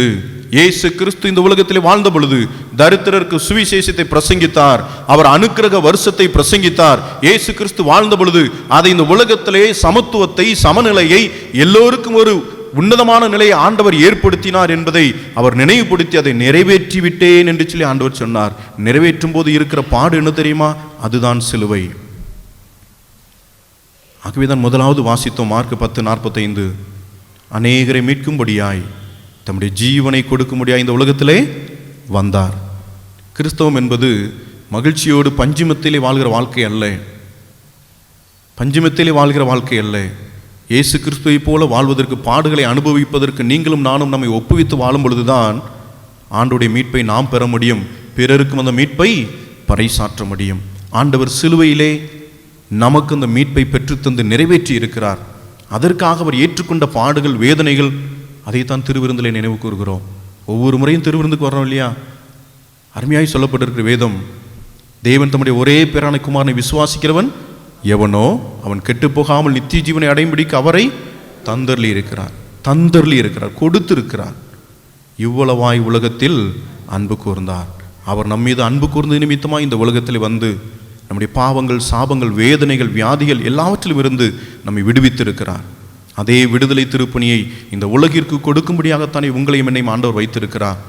அவர் செய்த திருப்பணியின் விளைவாகத்தான் வேதம் சொல்லுகிறது. வாசிக்க கேட்ட நிருப வாக்கியத்திலே வெளிப்படுத்தின விசேஷம் 5ஆம் அதிகாரத்தை நீங்கள் வாசித்து பார்க்கின்ற பொழுது, வெளிப்படுத்தல் 5, 9, 10 வசனங்களை நாம் வாசிக்கின்ற பொழுது, தேவரீர் புஸ்தகத்தை வாங்கவும் அதன் முத்திரைகளை உடைக்கவும் பாத்திரராய் இருக்கிறீர். ஏனெனில் நீர் அடிக்கப்பட்டு, அவர் சிலுவையிலே அடிக்கப்பட்டு, சகல கோத்திரங்களிலும், பாசைக்காரர்களும், ஜனங்களிலும், ஜாதிகளிலும் இருந்து எங்களை தேவனுக்கென்று உம்முடைய இரத்தத்தினாலே மீட்டு கொண்டு அவர் தந்த விடுதலை பணி, எங்கள் தேவனுக்கு முன்பாக எங்களை ராஜாக்களும் ஆசாரியலும் ஆக்கினீர், நாங்கள் பூமியிலே அரசாளுவோம் என்று புதிய பாட்டை பாடினார்கள். இதுதான் ஆண்டவர் கொடுத்த மேலான மகிமை. இந்த பூமியிலே உங்களையும் என்னையும் ராஜாக்களும் ஆசாரியர்களுமாய் கர்த்தர் உயர்த்தி இருக்கிறார். எங்கோ இருந்த நம்மை ஆண்டவர் இன்று உயர்த்தி இருக்கிறார். இதே போல எங்கோ இருக்கிற ஒரு கூட்ட மக்களை உயர்த்தும்படியாகவே ஆண்டவர் இன்று நம்மை வைத்திருக்கிறார். யோவான் சுவிசேஷம் 13ஆம் அதிகாரம் 15ஆம் வசனம் சொல்லுகிறது, நான் உங்களுக்கு செய்தது போல நீங்களும் பிறருக்கு செய்யுங்கள். நான் உங்களுக்கு செய்தது போல உங்களுக்கு மாதிரியை வைத்து போகிறேன். ஆண்டவர் இயேசு மாதிரியை வைத்து சென்றிருக்கிறார். நேற்றைய தினத்தில் எத்தனை பேர் ஜெபிக்கலாம் வாங்க நிகழ்ச்சி பார்த்தீங்கன்னு தெரியல. சென்னையில் ஒரு சபையை குறித்து ஒரு சாட்சி சொல்லி கொண்டிருந்தார்கள். என்ன சாட்சி தெரியுமா? நீங்கள் சுவிசேஷ ஊழியம் செய்கிறீங்களான்னு கேட்டாங்க. தரித்திரருக்கு சுவிசேஷம் பிரசங்கிக்கப்படணும், சரியா? அதுதான் திருச்சபையின் பணி. சுவிசேஷ ஊழியம் செய்கிறீங்களா? சென்னையில் அண்ணா நகர் ஒரு திருச்சபை ஒவ்வொரு வாரமும் ஞாயிற்றுக்கிழமை ஆராதனை முடிஞ்சோடனே எங்கே போயிடுவாங்களாம்? சுவிசேஷ ஊழியத்துக்கு போயிடுவாங்களாம். கடந்த ஆண்டு 2020ஆம் ஆண்டில் மட்டும் 5 ஆலயங்கள் கட்டி கொடுத்துருக்கிறார்கள். ஆலயம் இல்லாத இடத்துல, ஆலயம் இருக்கிறத இடிச்சிட்டுக்கிட்டல, ஆலயம் இல்லாத இடத்துல ஆண்டவரை அறியாத மக்கள் மத்தியிலே 5 ஆலயங்களை கட்டி கொடுத்தார்களாம். வாரம் every Sunday they are going for gospel ministry. வெளியிடத்துல போய் ஆண்டோடைய ஊழியத்தை செய்கிறாங்க. வருடத்திற்கு ஒரு முறை 500 பேர் 50 வேனில் சென்று கிராமங்களை தத்தெடுத்து அந்த இடத்துல சென்று கர்த்தருடைய ஊழியத்தை செய்கிறார்கள். என் அன்பு கர்த்தருடைய பிள்ளைகளே, நமக்கும் அதே பணி கொடுக்கப்பட்டு இருக்கிறது. அதே பணி கொடுக்கப்பட்டு இருக்கிறது. Revelation for liberation, the mission of the Messiah, தரித்திரருக்கு சுவிசேஷம். பரிசுத்த ஆவியை பெற்றிருந்த இயேசு கிறிஸ்து இந்த உலகத்திலே தரித்திரர்கள், ஏழ்மை நிலையிருந்த மக்கள், நொறுங்குண்ட மக்களை தேடி வந்த இயேசு கிறிஸ்து எல்லாவற்றையும் நிறைவேற்றி சென்றார். இன்று நமக்கு ஒரு பணியை கொடுத்திருக்கிறார். என்ன பணி? நீங்கள் ஏசாயா 61ஆம் அதிகாரத்தை நீங்கள் திருப்பி வைத்துக் கொள்ளுங்கள். ஏசாயா 61ஆம் அதிகாரம் அதே 3ஆம் வசனத்தை மாத்திரம் உங்களுக்காக வாசிக்கின்றேன். ஆண்டவர் லூக்கான சுவிசேஷத்திலே அவர் அனுக்கிரக வருஷத்தோடு நிறுத்திவிட்டார். அதை தொடர்ந்து ஆண்டவர் சொல்லவில்லை. ஆனால் இங்கே வேதம் சொல்லுகிறது, 3ஆம் வசனத்தை வாசித்து பாருங்கள். சீயோனிலே துயரப்பட்டவர்களை சீர்படுத்தவும், அவர்களுக்கு சாம்பலுக்கு பதிலாக சிங்காரத்தையும், துயரத்திற்கு பதிலாக ஆனந்த தைலத்தையும், ஒடுங்கின ஆவிக்கு பதிலாக துதியின் உடையையும் கொடுக்கவும் அவர் என்னை அனுப்பினார். இதற்காகத்தான் உங்களையும் என்னையும் ஆண்டவர் வைத்திருக்கிறார். இந்த உலகத்திலே சாம்பலுக்கு பதிலாக சிங்காரத்தை கொடுக்க வேண்டும். சாம்பலிலே அழுக்களை வாழ்ந்து கொண்டிருக்கிற சாதிய கொடுமைகளினாலும் சமூக ஏற்றத்தாழ்வுகளினாலும் இன்னும் வாழ்க்கையின் அடிமட்டத்தில் இருக்கிற மக்களை உயர்த்தும்படியாக நம்மை வைத்திருக்கிறார். நீங்களும் நானும் என்ன செய்து கொண்டு இருக்கிறோம்? மாத்திரமல்ல, துயரத்திற்கு பதிலாக ஆனந்த தைலம். எத்தனை பேர் இன்னும் துயரத்திலே கண்ணீரோடு வாழ்ந்து கொண்டு இருக்கிறார்கள். அவருடைய வாழ்க்கையிலே ஆனந்த தைலத்தை கொடுக்கும்படியாக, மாத்திரமல்ல ஒடுங்கின ஆவிக்கு பதிலாக துதியின் உடையை கொடுக்கவும். வாழ்க்கையில் ஒடுங்கி போய் யார் முன்னாலையும் தன்னை காட்டுவதற்கு மனசு இல்லாமல் ஒடுங்கி போய் இருக்கிறாங்க இல்லையா?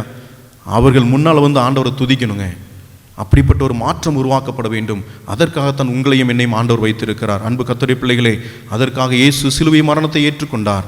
கிறிஸ்தவனாயிருந்து பாடுகளை ஏற்றுக்கொண்டு அவமானங்களை ஏற்றுக்கொண்டு ஆண்டவருக்காக இன்னும் தைரியமாய் சுவிசேஷ பணியை தரித்திரருக்கு எடுத்து செல்வோம். தேவனுடைய ராஜ்யத்தை இந்த உலகத்தில் ஏற்படுத்துவோம். கர்த்தர் நம்மையும் நம்முடைய குடும்பங்களையும் ஆசீர்வதிப்பார்.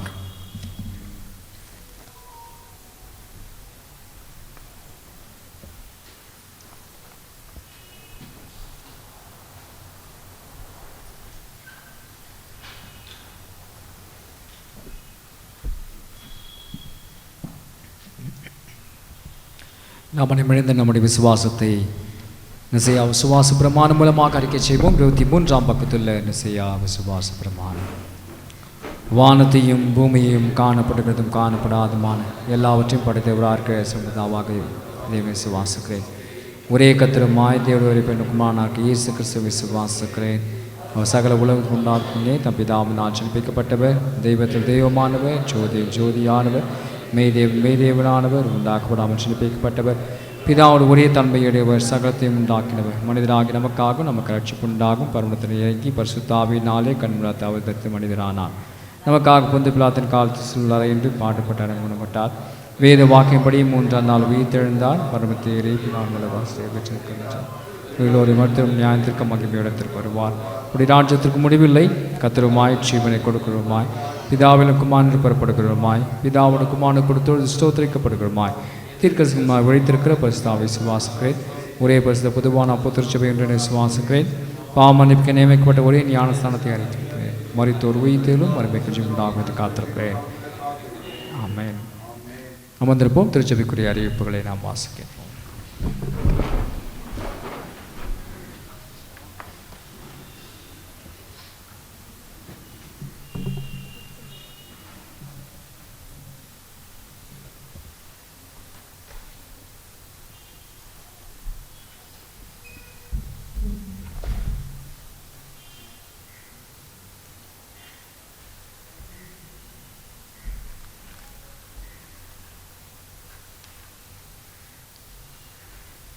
திருச்சபைக்கான அறிவிப்புகள்.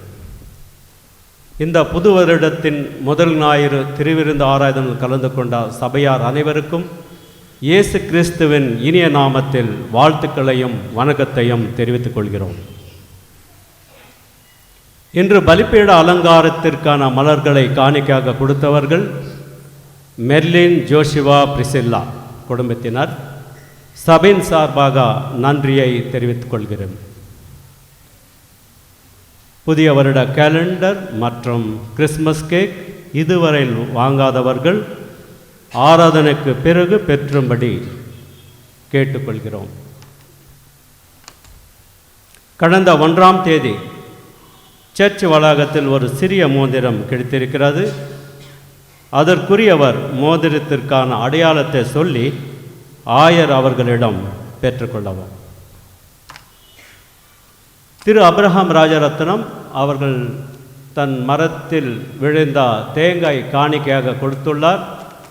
சபையின் சார்பாக நன்றியை தெரிவித்துக் கொள்கிறோம். ஆராதனைக்கு பின் வாங்கிக் கொள்ளவும். இன்று மாலை 5 மணிக்கு சீனியருக்கான திருவிருந்து ஆராதனை இருக்கும். தொடர்ந்து அறிவிப்புகள். ஆயர். நன்றி, வணக்கம்.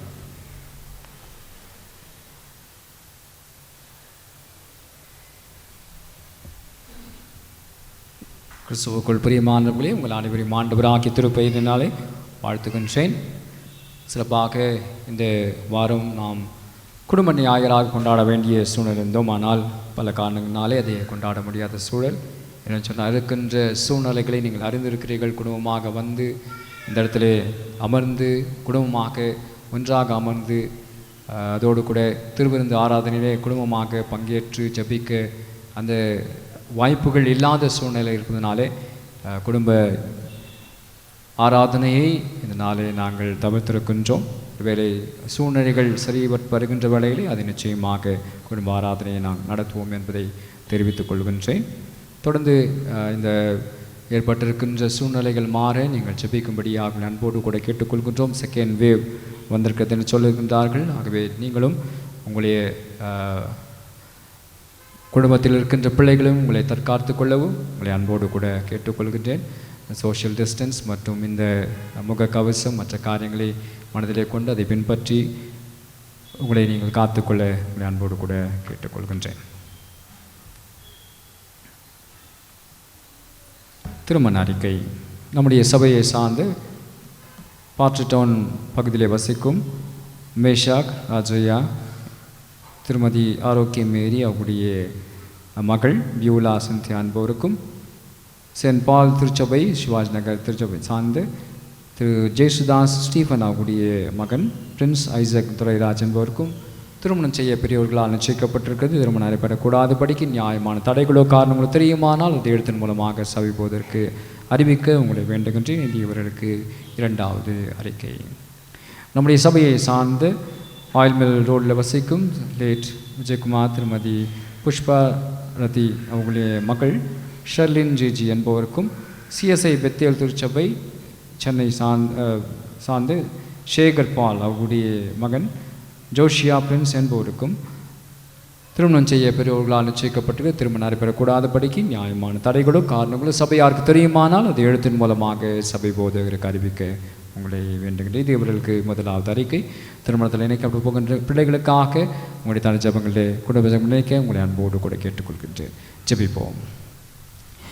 குடும்பங்களை உருவாக்குகின்ற நல்ல தேவனே, ஸ்தோத்திர கர்த்தாவே, முழு குடும்பங்களுக்கும் நாமக்காரராக இருக்கின்ற எங்கள் நல்ல ஆண்டவரே, இந்த நாளிலும் அருமையான பிள்ளைகளுக்காக நாங்கள் ஜெபிக்கிறோம். ஷெர்லின் ஜிஜிக்காக, ஜோஷியா ஃப்ரெண்ட்ஸுக்காக ஜெபிக்கிறோம். தேவரே, திருமண வாழ்க்கைக்காக அந்த பிள்ளைகள் ஆயத்தப்படுகின்ற வலையில் உடைய தெய்வீக கரம் தாமே அந்த பிள்ளைகளோடு இந்த பயணத்தை ஜெபிக்கிறோம். குடும்பங்களை கட்டுகின்ற தேவன், குடும்பத்தின் தலைவராக இருக்கின்ற தேவன் ஆண்டவரே, இந்த பிள்ளைகள் வாழ்விலே நீ தலைவராக ஆண்டவர் இருந்து எல்லா விதமான ஆசீர்வாத நன்மைகளை இந்த பிள்ளைகள் தந்த பயணத்தில் ஜெபிக்கிறோம். அதுக்காக செய்யப்படுகின்ற ஆண்டவர் ஆயத்தங்களோடு உங்களுடைய தெய்வீக கரம் இந்த பயணத்தில் ஜெபிக்கிறோம். நல்ல குடும்பமாக அநேகருக்கு ஆசீர்வாதமான குடும்பமாய் கட்டப்பட அந்த பிள்ளைகளை நீ பலப்படுத்த வேண்டுமா ஜெபிக்கிறோம். ஆசீர்வதியும் தொடர்ந்து காத்துக்கொள்ளும் மீட்டுக்கொள்ளும். மீட்பராக இயேசு கிறிஸ்துவின் வழியாக ஜெபிக்கிறோம் எங்கள் அன்புள்ள இந்த பிதாவே. ஆமென். ஆண்டவர் திருப்பெயருக்கு மாற்றம் உண்டா. கிறிஸ்துவ கீர்த்தனையில் 131வது கீர்த்தனையை நாம் பாடுவோம். நீ உனக்கு சொந்தமல்ல. இந்த பாடலை பாடுகின்றவளே, உங்களுடைய உரை காணிக்கைகள் மற்றும் திருமண நாள் மற்றும் பிறந்த நாள் நன்றியின் காணிக்கையில் படைக்க உங்களை அன்போடு கூட கேட்டுக்கொள்கின்றோம்.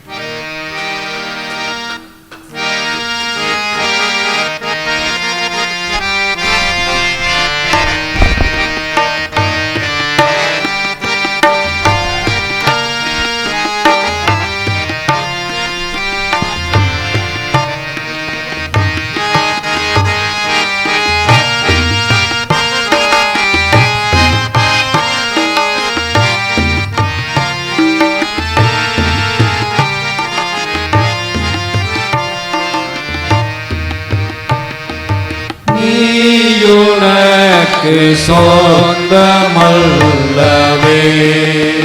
மீட்கப்பட்ட பாவி நீயுனக்கு சொந்தமல்லவே. நீயுனக்கு சொந்தமல்லவே, நீ மலக்கிறிஸ்து நாதற்கு சொந்தம். நீயுனக்கு சொந்தமல்லவே.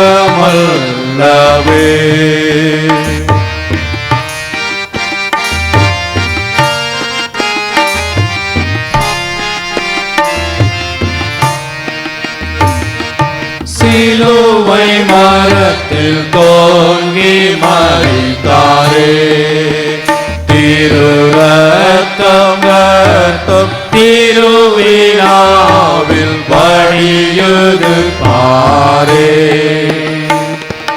வழிய பரிசத்தால் கொண்டாரே, வான மகிமை உனக்கே வாரே. நீயுனக்கு சொந்தமல்லவே.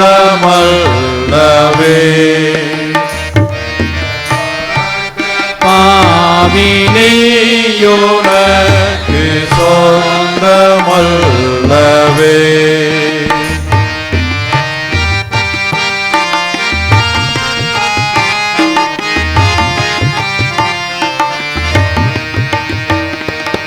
இந்த நன்றியை மறந்து போனாயோ, இயேசுவை விட்டு எங்கேயாகிலும் மறைந்து திரிவாயோ.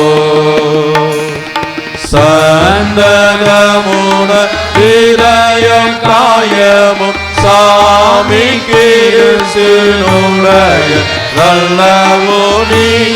நீயுனக்கு சொந்தமல்லவே, மீட்கப்பட்ட பாவி நீயுனக்கு சொந்தமல்லவே.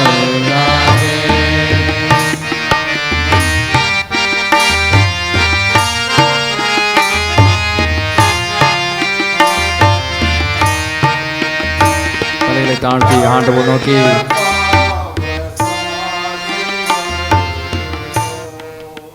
தலைகளை தாழ்த்தி ஆண்டவர் நோக்கி நாம் ஜெபிப்போம். பிறந்த நாளை மற்றும் திருநாளை கண்டவர்கள் எழுந்து நிற்கும்படியாக அன்போடு கூட கேட்டுக்கொள்கின்றோம்.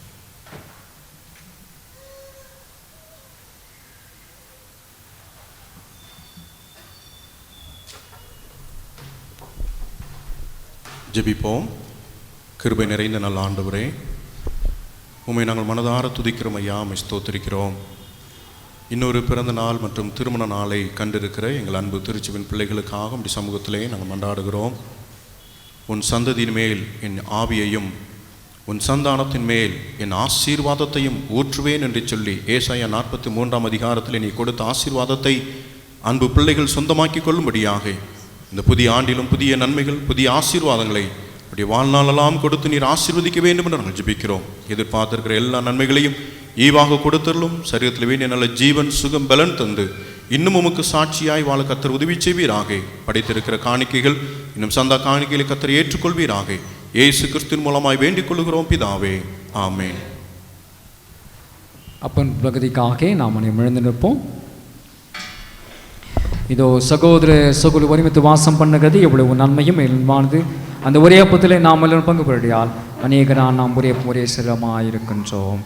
நான் ஒரு குடாத்தினால் வீழ்ச்சி கத்தரை பாடி அவரை கீர்த்தனம் பண்ணுவேன். கத்தரி சமாதானம் உங்கள் அனைவருத்திருப்பதாக பக்கத்தில் பார்த்து கத்தரி சமாதானம் என்று சொல்லுங்கள். மறுபடியுமாக ஆண்டு திருப்பெயருக்கு மாட்சி உண்டாக நம்முடைய காணிக்கைகளை செலுத்தும்படியாக கிறிஸ்துவ பாமாலை 361வது பாம் ஒப்பில்லா திவ்ய அன்பே மோட்சானந்த தேவரீர்.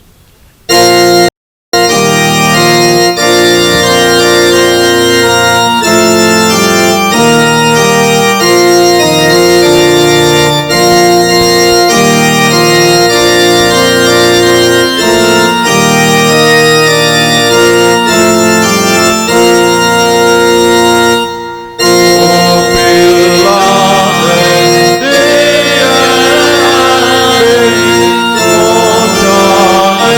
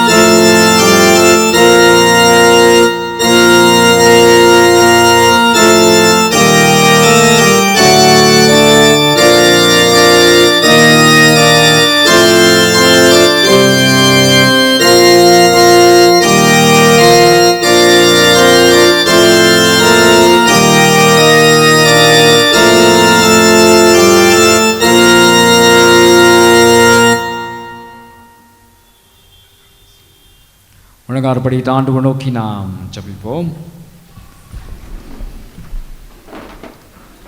இயேசுவே முத்தப்பது நாசாரே, நீ விசேஷம் மதில் பிரசனமாய்ந்தது போலவே எங்கள் மதில் பிரசனமாக்கி அப்பத்தை இருக்கையிலே எம்மை வெளிப்படுத்தியிடும். நீரே பிதாவுடன் பரிசுத்தாவின் சதா காலம் ஒரே கடவுளாய் ஜீவித்தார் சாலுகிறீர். ஆமென். ஆண்டவர் உங்களோடு இருப்பாராக. உங்களை இதயத்தை உயர்த்துங்கள். உங்களுடைய ஆண்டவராய் கடவுளுக்கு ஸ்தோத்திரம் செலுத்த கடவோம். ஆம் பிதாவே, நீ பரிசுத்த, நீ தோத்தரிக்கப்பட்டவர். தேவர் மனித உருக்குமாய் அன்பு கொண்டு முது ஒரே பெண்ண குமாரனாகிய நம்மை தரித்துக்கொள்ளும், சிலுவையில் மறித்து எங்களை மீட்டுக்கொள்ளும் ஒரு தந்தனே. அவர் சிலுவையில் ஒரே தினம் தம்மை தாமே ஏகபலியாக கொடுத்து சர்வலோகத்தின் பாவ நிவர்த்தி செய்வதற்கு நிறைவும் பூணும் போந்ததுமான பலியும் காணிக்கு பரிகாரம் செலுத்தல்லாமல் தமது அருமையான மனத்தை நினைப்பூட்டும் ஞாபகத்தை நியமித்து தாம் திரும்புகிறோம். நாங்கள் தியானம் செலுத்து வரும்படி தமது பரிசுத்த நச்சல் கட்டளையிட்டாரே. அவர் தாம் காட்டி கொடுக்கப்பட்ட அன்று ராத்திரியிலே அப்பத்தை எடுத்து ஸ்தோத்திரம் பண்ணி அது பெற்று செயல் கொடுத்து நீங்கள் வாங்கி புஷங்கள் உங்களுக்கு காய் கொடுக்கப்படி என் சரீரம் என்ன கொண்டு செய்யுங்கள் என்றார். அப்படியே போஜனம் பண்ண பாத்திரத்தையும் எடுத்து ஸ்தோத்திரம் பண்ணி அவள் கொடுத்து நீங்கள் எல்லாம் இந்த பானம் பண்ணுங்களை பாமணி உண்டாகும் உங்களுக்காக அநேகருக்காக சிந்தப்படுகிற புது உடன்படிக்கை அர்த்தம். இதை பானம் பண்ணும்போதெல்லாம் என்ன நீக்கப்படி செய்யுங்கள் என்று திருவுள்ளம் பற்றினார். ஆமேன். கர்த்தாவே உங்கள் மனத்தினை கொடுக்கிறோம், உங்களை அழைக்கிறோம், நீதியின் வரை காத்திருக்கிறோம். கிறிஸ்துவே மக்களே ஸ்தோத்திரம் உண்டாவதாக. நமது ரட்சிகராக கிறிஸ்து கற்பித்தபடி அவர் நமக்கு அருளப்பட்ட தைரியத்தோடு சொல்லுவோம். பரமனுக்கு எங்கள் பிதாவே, நாம் கிறிஸ்துப்படுவதாக, ஆட்சி வருவதாக, நிச்சயம் பணத்தில் செய்யப்படுவது போல பூமியில் செய்யப்படுவதாக. நல்ல பதவி எங்களுக்கு தாங்க. எங்களுக்கு விரோதமாய் குற்றம் மன்னிக்கிறது போல மன்னி எங்கள் சோர்ந்து பசிக்கும் நாம் தீமை ரட்சித்துக் கொள்ளும். ராட்சமும் வல்லமையும் மகிமையும் என்றிருக்கிறவர்களே. ஆமென். இரக்கமுள்ள கர்த்தாவே, எங்கள் சீனி நம்பி நாங்கள் பந்தியில் சேர துணியாமல் தேவடைய அளவு சேர்க்கத்தில் சேர்க்கிறோம். உடைய மேசின் துணிகள் பெருக்களை நாங்கள் பார்த்துருந்தோம். ஆனாலும் தேவரி எப்பொழுதும் இறக்கஞ்சிகள் லட்சம் வாழாத ஆண்டவராக இருக்கிறேன். ஆகியால் கிருபையில் கர்த்தாவே உமது அருமையான குமாரனாகிய தானம் எங்கள் பாவம் நஷ்டம் மாத்தமா சுத்தமாகி எப்பொழுதும் நாங்கள் அவர்களும் அவங்களை வாசமாக கேட்டதுமாய் சரத்தை புசித்து அவரத்தை பான பண்ண கிருபை செய்துள்ளோம். ஆமென். நாம் பிற்கிற அப்பம் கிறிஸ்தவத்தின் ஐக்கியமாய் இருக்கிறதல்லவா?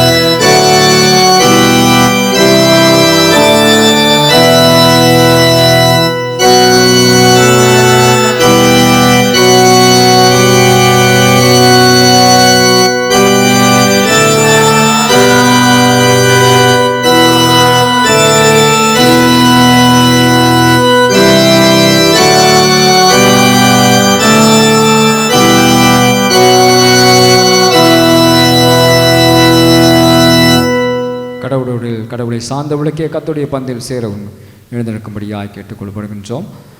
Things of God, people of God. கர்த்தரின் பந்தியில் வா சகோதரா, கர்த்தரின் பந்தியில் வா என்ற பாடலை இந்த சமயத்திலே நாம் பாடுவோம்.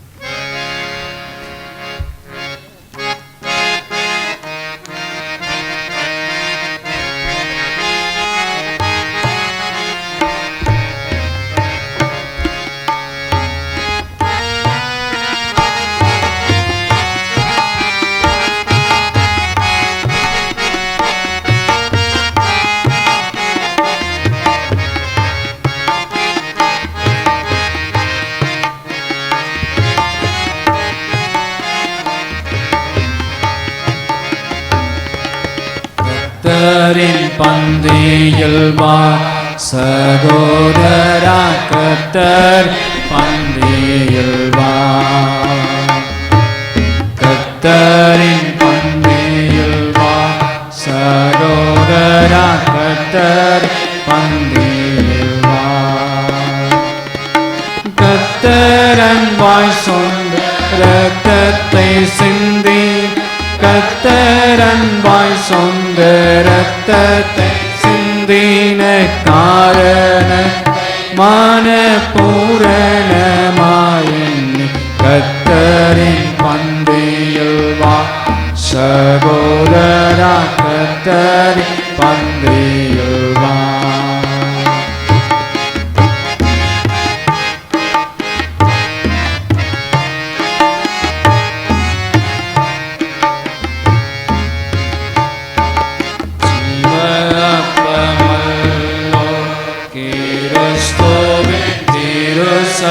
சரீரமல்லோ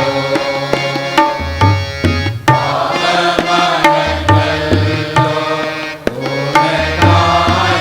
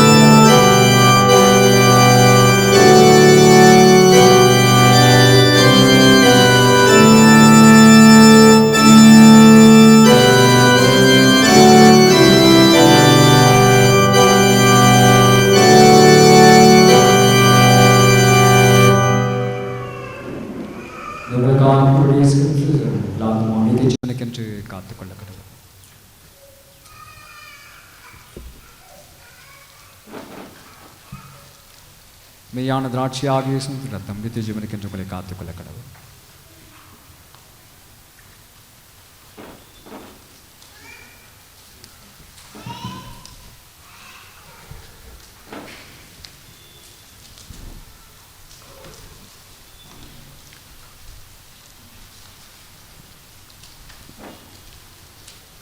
ஒவ்வொரு முறையும் நாம் சொல்லுகின்றோம், அந்த வேஸ்ட்டை நீங்கள் டஸ்ட்பினிலே போடும்படியாக தயவுசெய்து யாரும் அந்த ஃபியூஸில் வைக்காதபடி உங்களை கேட்டுக்கொள்கின்றோம்.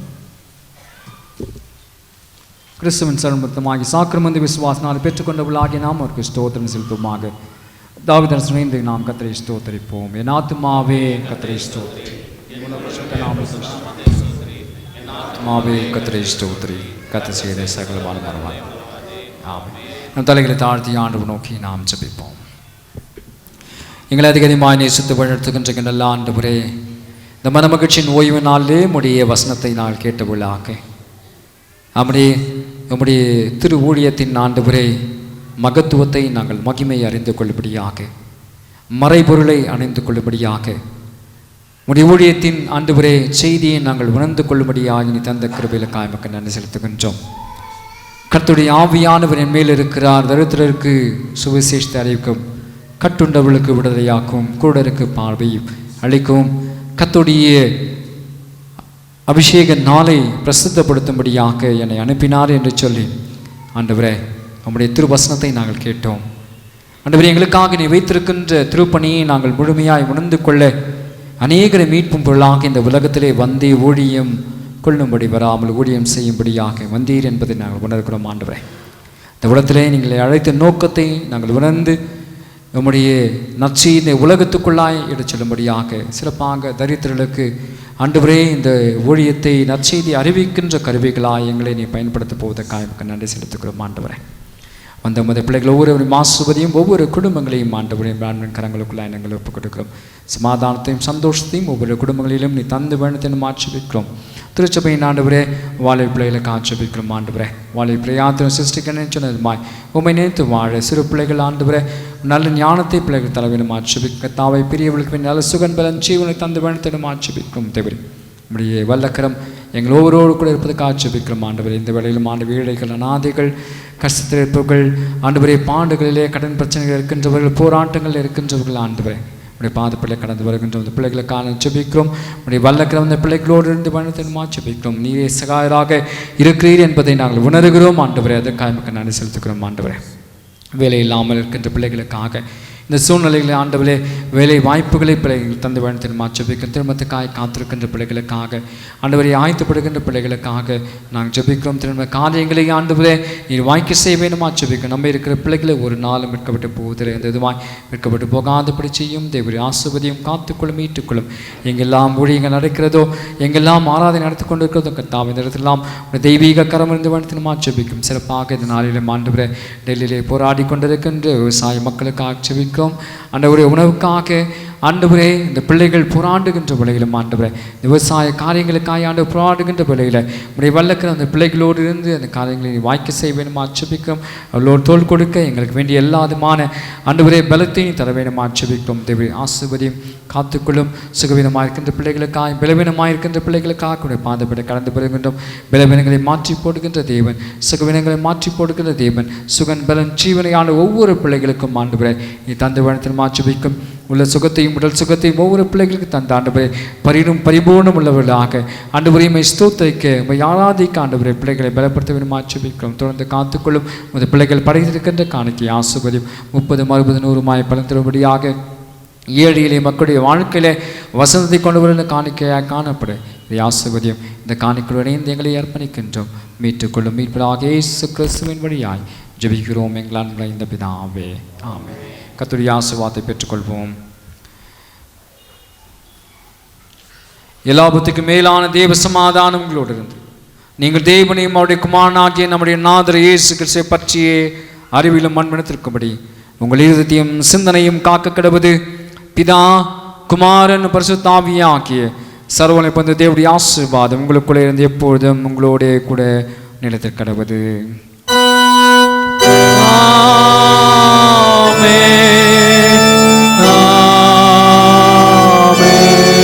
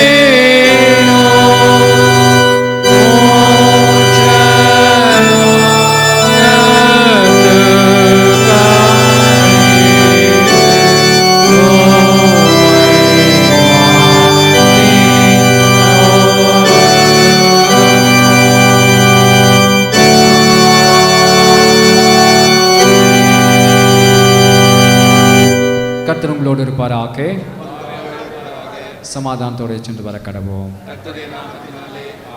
உங்கள் அனைவருக்கும் ஆண்டவராகிய இயேசு கிறிஸ்துவின் நல்லாமத்தினாலே ஸ்தோத்திரங்களையும் வாழ்த்துக்களையும் தெரிவித்துக் கொள்கின்றேன். நீங்கள் போகும்போது தயவு செய்து அங்கே நெருக்கத்தை ஏற்படுத்தாதீர்கள். அநேகர் சொன்னாங்க ரொம்ப ரஷ்ஷாக இருக்குன்னு சொல்லிட்டு, ஆகவே அந்த நெருக்கத்தை ஏற்படுத்தாமல் ஓவர் கோட் பண்ணாமல் அமைதியாக கலந்து சென்று உங்களை அன்போடு கூட கேட்டுக்கொள்கின்றேன். கடவுளை ஆசீர்வதிப்பாராக.